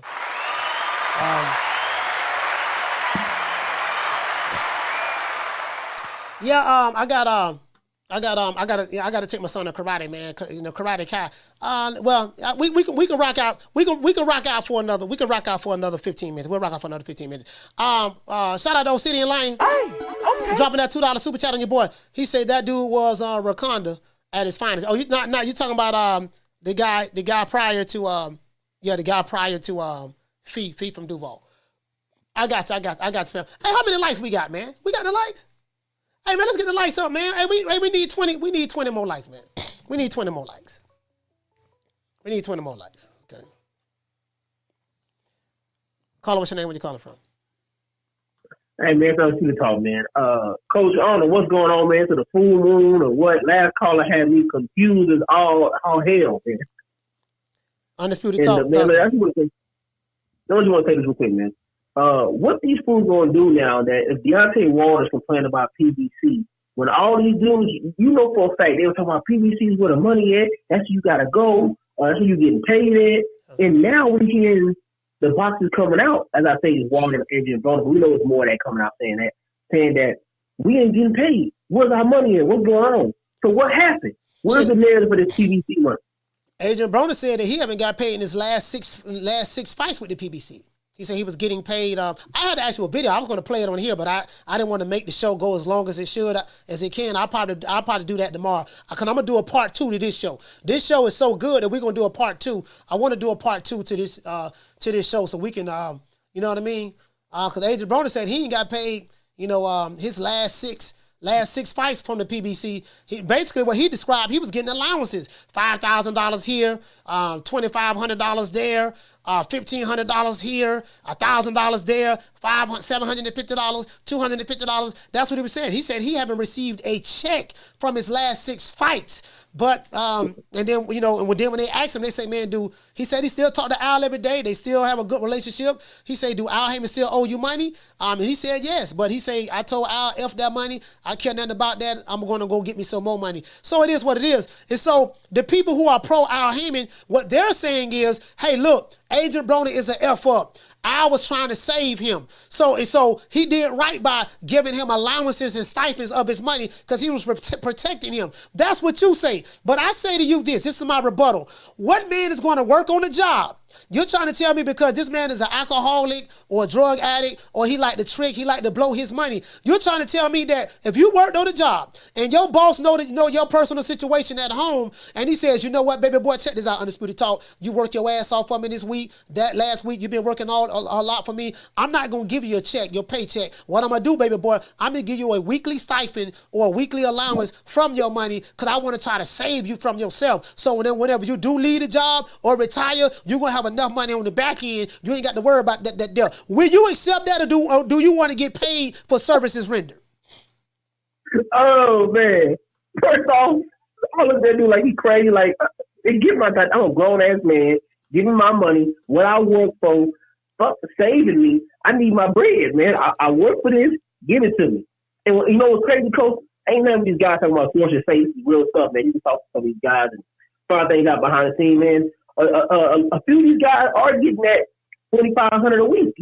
Because one of your local, I won't say the exact thing. Cause I know somebody works under the J Prince promotion, but he's down here in Houston. There's 2 of them. They're related. One of those dudes getting $2,500 a week, and it's looking real bad for him.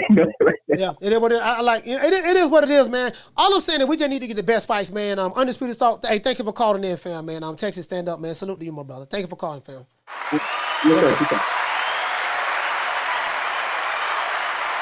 Fact of the matter is, we not getting the fights that we wanted because those promoters and financial advisors and networks have done it. They the one messed it up. So now they want to try to put the blame on the fans, and that's really not the case. Is there, these guys came with the politics. They came with the fake ranking system that my brother Blood Boston talks about all the time. Fighters who shouldn't be number one, but number one, and different fighters don't have to defend their titles. Fighters can hold their belt for 2 years, and they ain't got to fight nobody. Some fighters can win a belt and immediately have mandatories and with the WBC, but the WBC allows certain fighters not to have to defend their title. Everybody's a superstar. You know what I mean? And everybody, it's just crazy. Like, they build barriers for why we should not get fights when they should be building bridges for why we should get fights. I want to say this and end on this note. And I have been saying this since I've been on YouTube. This is specifically to the black content creators. What you niggas did, specifically the Alphabet Boys, you niggas, instead of coming together, collectivizing, supporting the black fighters, getting on that code, you decided to subtract and divide the black fans from certain fighters because you chose to accept fighters who were signed to certain networks. That's how I knew right then you niggas ain't no boxing fans. And then you like to use talking points from Sarah Suit and Seti, Sinetta TV, Red Pill, Blue Pill, Professor Griff, Dr. Oya Mayat, my sister Zaza Lee, Shit, just all of those guys in the conscious community. The Armin Ra squad, Brother Polite, the Hebrew Israelites. You niggas was so confused, you like to use those talking points and bring them into boxing when they don't have anything to do with each other. And anybody who look like you, who did not agree with your narrative, you a cool Uncle Tom sellout, you want to threaten them, telling them you're going to do A, B, and C, and D, you better not come to the fight when you niggas don't even come to the fight. True. So instead of, and then you like to play race politics while ignoring the fact that what you're doing is tearing down your own kind on social media. So I call out the double standards and the hypocrisy. I'm not on your side, homie. I'm on the side of intelligence. You know who my brother is? My brother is like-minded individuals. And we can connect intellectually and we view the world, we can have our differences, but on I operate on a higher frequency than you niggas. So I gotta bring my frequency down just to be able to talk to you niggas, talk to these niggas. You get what I'm saying? So I say what I say, I stand on it, I live by that, and I'm gonna die by that, homie. When I leave this motherfucker, I wanna leave on these principles while learning and evolving at the same time. Has nothing to do with the sport of boxing. All I want is to see the best fighters fight the best fighters. If you telling me your fighter is King Kong, his ass better be fighting Godzilla. If you tell me your fighter is He-Man, he better be fighting Skeletor. If you tell me your fighter is Lion-O, he better be fighting Mum-Ra. If you tell me your fighter is King Kong, he better be fighting doggone Mothra. If you tell me your fighter is Godzilla, he better be fighting doggone what the other monster name? Not Mothra, but Gamera. If you tell me your fighter is the Smurfs, they better be fighting Gargamel. If you tell me your fighter is the Powerpuff Girls, they better be fighting Mojo Jojo. If your fighter ain't fighting to the level of competition that you telling me that fighter is a star at, I ain't trying to hear that. True. Let's give everybody a round of applause.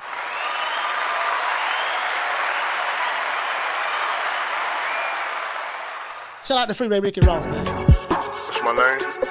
My name is nobody, and I don't live nowhere, and I don't know nothing. I don't know because I know that you gon' tell God on Jesus, kiss of Judas, silver pieces, monkeys acting in the monkey show. Gangsta monster killer, silverback. Where is your rap sheet? And the truth never explains. Moving fast, thinking slow. Dummy clown, silly Billy, need a hug. Thugs on drugs, monkeys acting in the monkey show. Man, it is what it is, man. I tell it the way it is. I'm not here to make friends with these dudes, dog. I'm not. These dudes are not fans of the sport of boxing. These niggas participate in the Victim Olympics. I don't give a fuck who they is. I don't give a fuck who the YouTube channel is, how many subscribers you got, how long you been in the game. I call it the way it is. You get what I'm saying? I call it the way it is, man. Once again, it's on, man. Shout out to Lil Green Eyes P. Well, that's my karate set. Shout out to Lil Green Eyes P. As a matter of fact, let's get all the callers. Shout out to D Block from Dallas, Texas. Shout out to the Boxing Historian from Seattle. Shout out to Marco from Mexicali, Mexico. Shout out to Ken. Shout out to Ken from Fletcher. Shout out to Fee on the Tube from Duval County. Shout out to Two-Tone the Superstar from Phoenix, Arizona. Shout out to Raphael from Detroit. Shout out to Undisputed Talk from Texas. As a matter of fact, let me go ahead and get rid of this banner right here. No more phone calls. It is what it is, man. Shout out to everybody in the chat. Shout out to Jamie Rivera. Shout out to Lil Green Eyes P, Halim, Swat Jones. Shout out to Schoolo X, man. Shout out to my sister, the Tenderoni. Shout out to all the Tenderonis, man. Shout out to Bless 365, Nick Rich, Tenderoni, Nick Rich. Shout out to Tenderoni, Bless 365, Lil Green Eyes P. I love talking about the Tenderonis. Shout out to the Tenderoni Lisa Bells. Shout out to the Tenderoni Anna Lee. Shout out to all of the Tenderonis. This is a pro Tenderoni YouTube channel. This is the pro Tenderoni YouTube channel. You say Freeway Rick has some funny IG posts. Yeah, he does, man. This is the pro Tenderoni YouTube channel. Hey, Riley, let them know what time it is. Fuck you.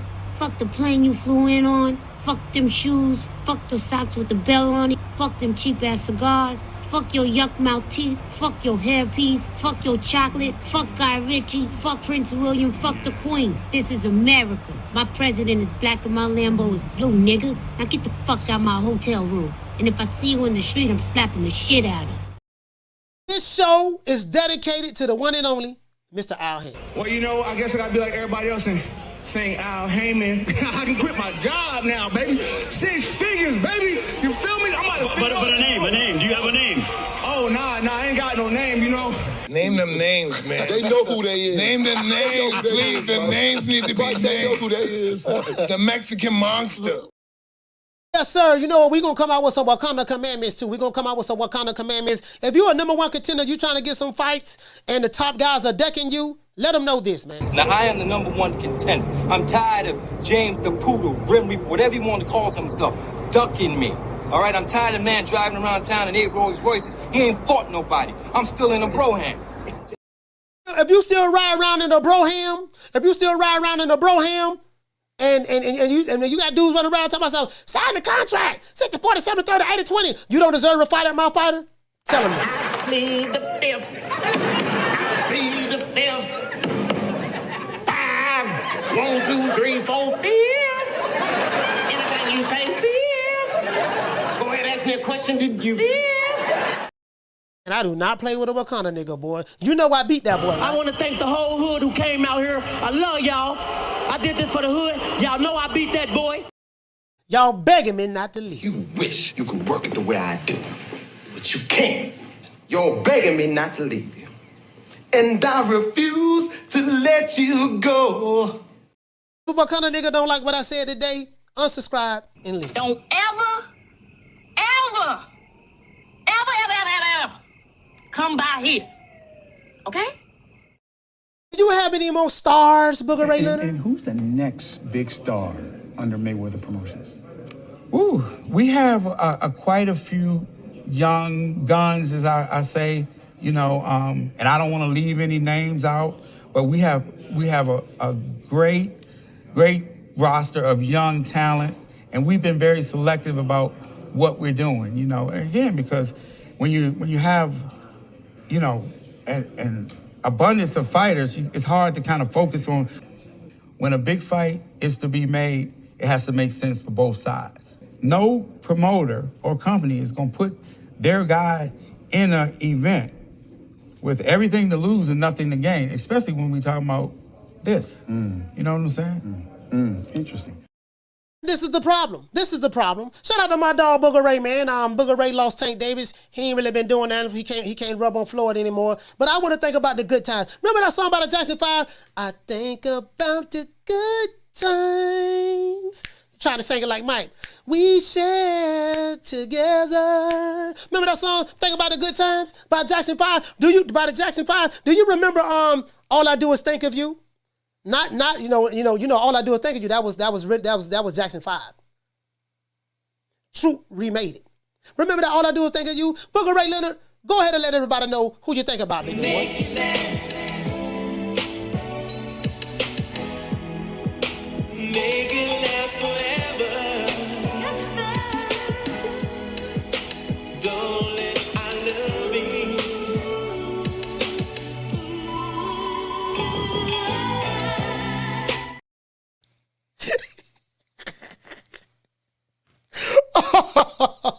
I was so wrong. That was a low blow. I'm sorry, y'all. I so sorry. Sunshine when Tank's gone. I'll smack the shit out in front of everybody. Only dark times for you. I mean, just throw Haney's name in the hat. There is no fucking hat. Ain't no sunshine when Tank's gone. I don't play them type of games. Leonard L.B. Why you always talking about me? Did you fucking learn your lesson from that? With AJ? Ain't no sunshine when Tank's gone. I'll knock that motherfucker the whole out. Period. Only dark times for you. There ain't no hats to throw nothing in here. We're running a fucking business. Ain't no sunshine when Tank's gone. You fucking idiot. Leonard L.B. Why you always talking about me? Hey, they got them death row. They got them death row contracts over there, boy. Who you is? Quick? No, I ain't saying Kid Capri? I didn't say that. Oh, you must be Jimmy Walker. Well, you ain't nothing. You don't deserve nothing. You don't get nothing. You get what I give you. I got a contract between me and you that say you do what I tell you to do. Therefore, shut the fuck. Don't say nothing. Don't speak to me. Don't look at me. I tell you something. Money, you know, I just said. Blue, if I raise up, gonna be trouble. Trouble. I'm walking off. Say a prayer for some of these goddamn Wakanda niggas. And I want you to hold on to God's unchanging hand, because he helped Joshua fight the battle of Jericho. Yes. He helped Daniel get out the lion's den. He helped Gilligan get off the island. Lord. What about Rocky Marciano? What about Rocky Marciano? Oh, there they go. There they go. Every time I start talking about boxing, a white man got to pull Rocky Marciano out their ass. That's the one. That's the one. Rocky Marciano. Rocky Marciano. Let me tell you something wonderful. Rocky Marciano was good, but compared to Joe Louis, Rocky Marciano ain't shit. He beat Joe Louis's ass. Shout out to my dog, Show Enough, and Bruce Leroy. Who's badder than the Shogun? Bruce Leroy, that's who. Bruce Leroy. Bruce Leroy.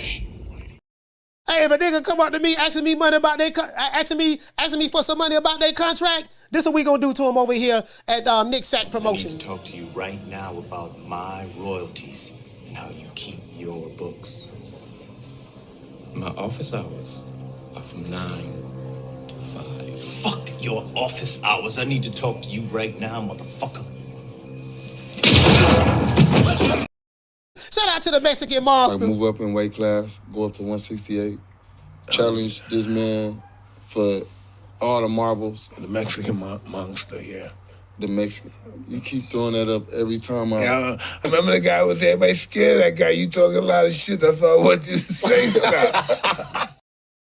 And then what it is, hey, as soon as you saw the accident dude, hey man, you said your fighter a star, right? He the best fighter in the world. Okay, when is he gonna stop? When he gonna fight the best fighter? When they go to niggas planning, that's when you know that they have no idea, nor do they want they fighter to fight the other top fighters. Must internalize the flatulation of the matter by transmitting the effervescence of the Indonesian proximity in order to further segregate, to preclude on the issue of world domination would only circumvent, circumcise the revelation that reflects the aphrodisiac symptoms which now perpetrates the Jericho's activation.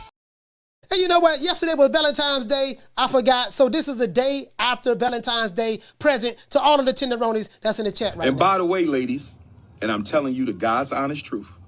By the way, ladies, I'm telling you the God's honest truth. By the way, ladies, I'm telling you the God's honest truth. I had a dream, and spirit confirmed to me in the dream that I'm supposed to have 2 wives. And since it came to me in my dream, it is official and it is authentic. It was approved by the heavens. They will not be the same complexion because I don't want to be accused of being a light-skinned supremacist or a dark-skinned supremacist. And when a sapsucker come over here talking that flim, popping that weed, looking all mean, holla about he gonna pull up, this what I got for you. Get out my face. Don't need nothing you got no more. Don't need no hair's been messing up my corner. You better get that bad look off your face before I knock it off. Boy, if you an internet gangster, holla about what you gonna do to me. I got this for you too. Nigga, I'm talking face on the brochure. Boy. Lights out, you hear me? Clap on, clap off. Okay. You got me fucked up, cuz. I want to hear your father saying he want all the smoke. Now do you retire or do you take one of the toughest fights of your career against a young black African-American stud who's been working his ass off since he was 8 years old? Do my brother put it all on the line then? So, if not, then come see me. I want some smoke. I want it all, baby. A nigga come up in my face talking that flim, popping that weed, and he try to leave, this what I got to tell you. Sit your $5 ass down before I make change. I don't want to see all this ducking these niggas got going on either, man.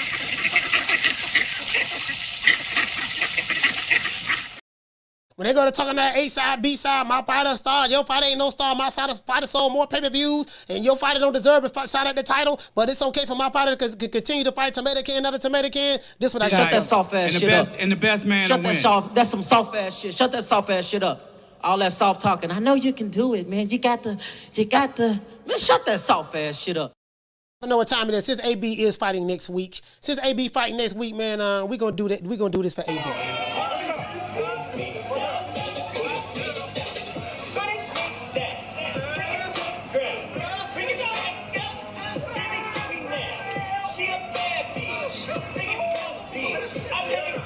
Turn around.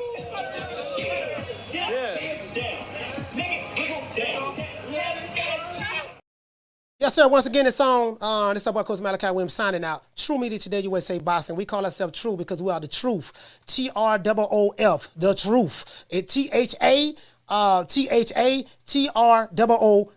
the truth. That's what it is, man. We are the hottest boxing podcast on YouTube. Are we the biggest? No. Have we been around the longest? No. But do we make an impact? Yes, we do. There's a lot of motherfuckers hate the old boy, but guess what? I am unfuckwittable. Remember that.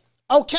See you guys tomorrow at 3 o'clock Eastern Standard Time. Tell a friend to tell another friend to tell another friend. Share this video. Let everybody know that the hottest boxing podcast is on the air. Coach Malachi Williams, please let everybody know. Put the word out there. See you guys tomorrow at 3 o'clock Eastern Standard Time. Shout out to all of the tenderonis.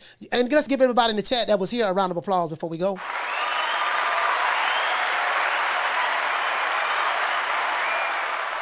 You know my motto. Don't meet me there, beat me there. Peace. Man, I'm out of here, bro. Let's go. Come on.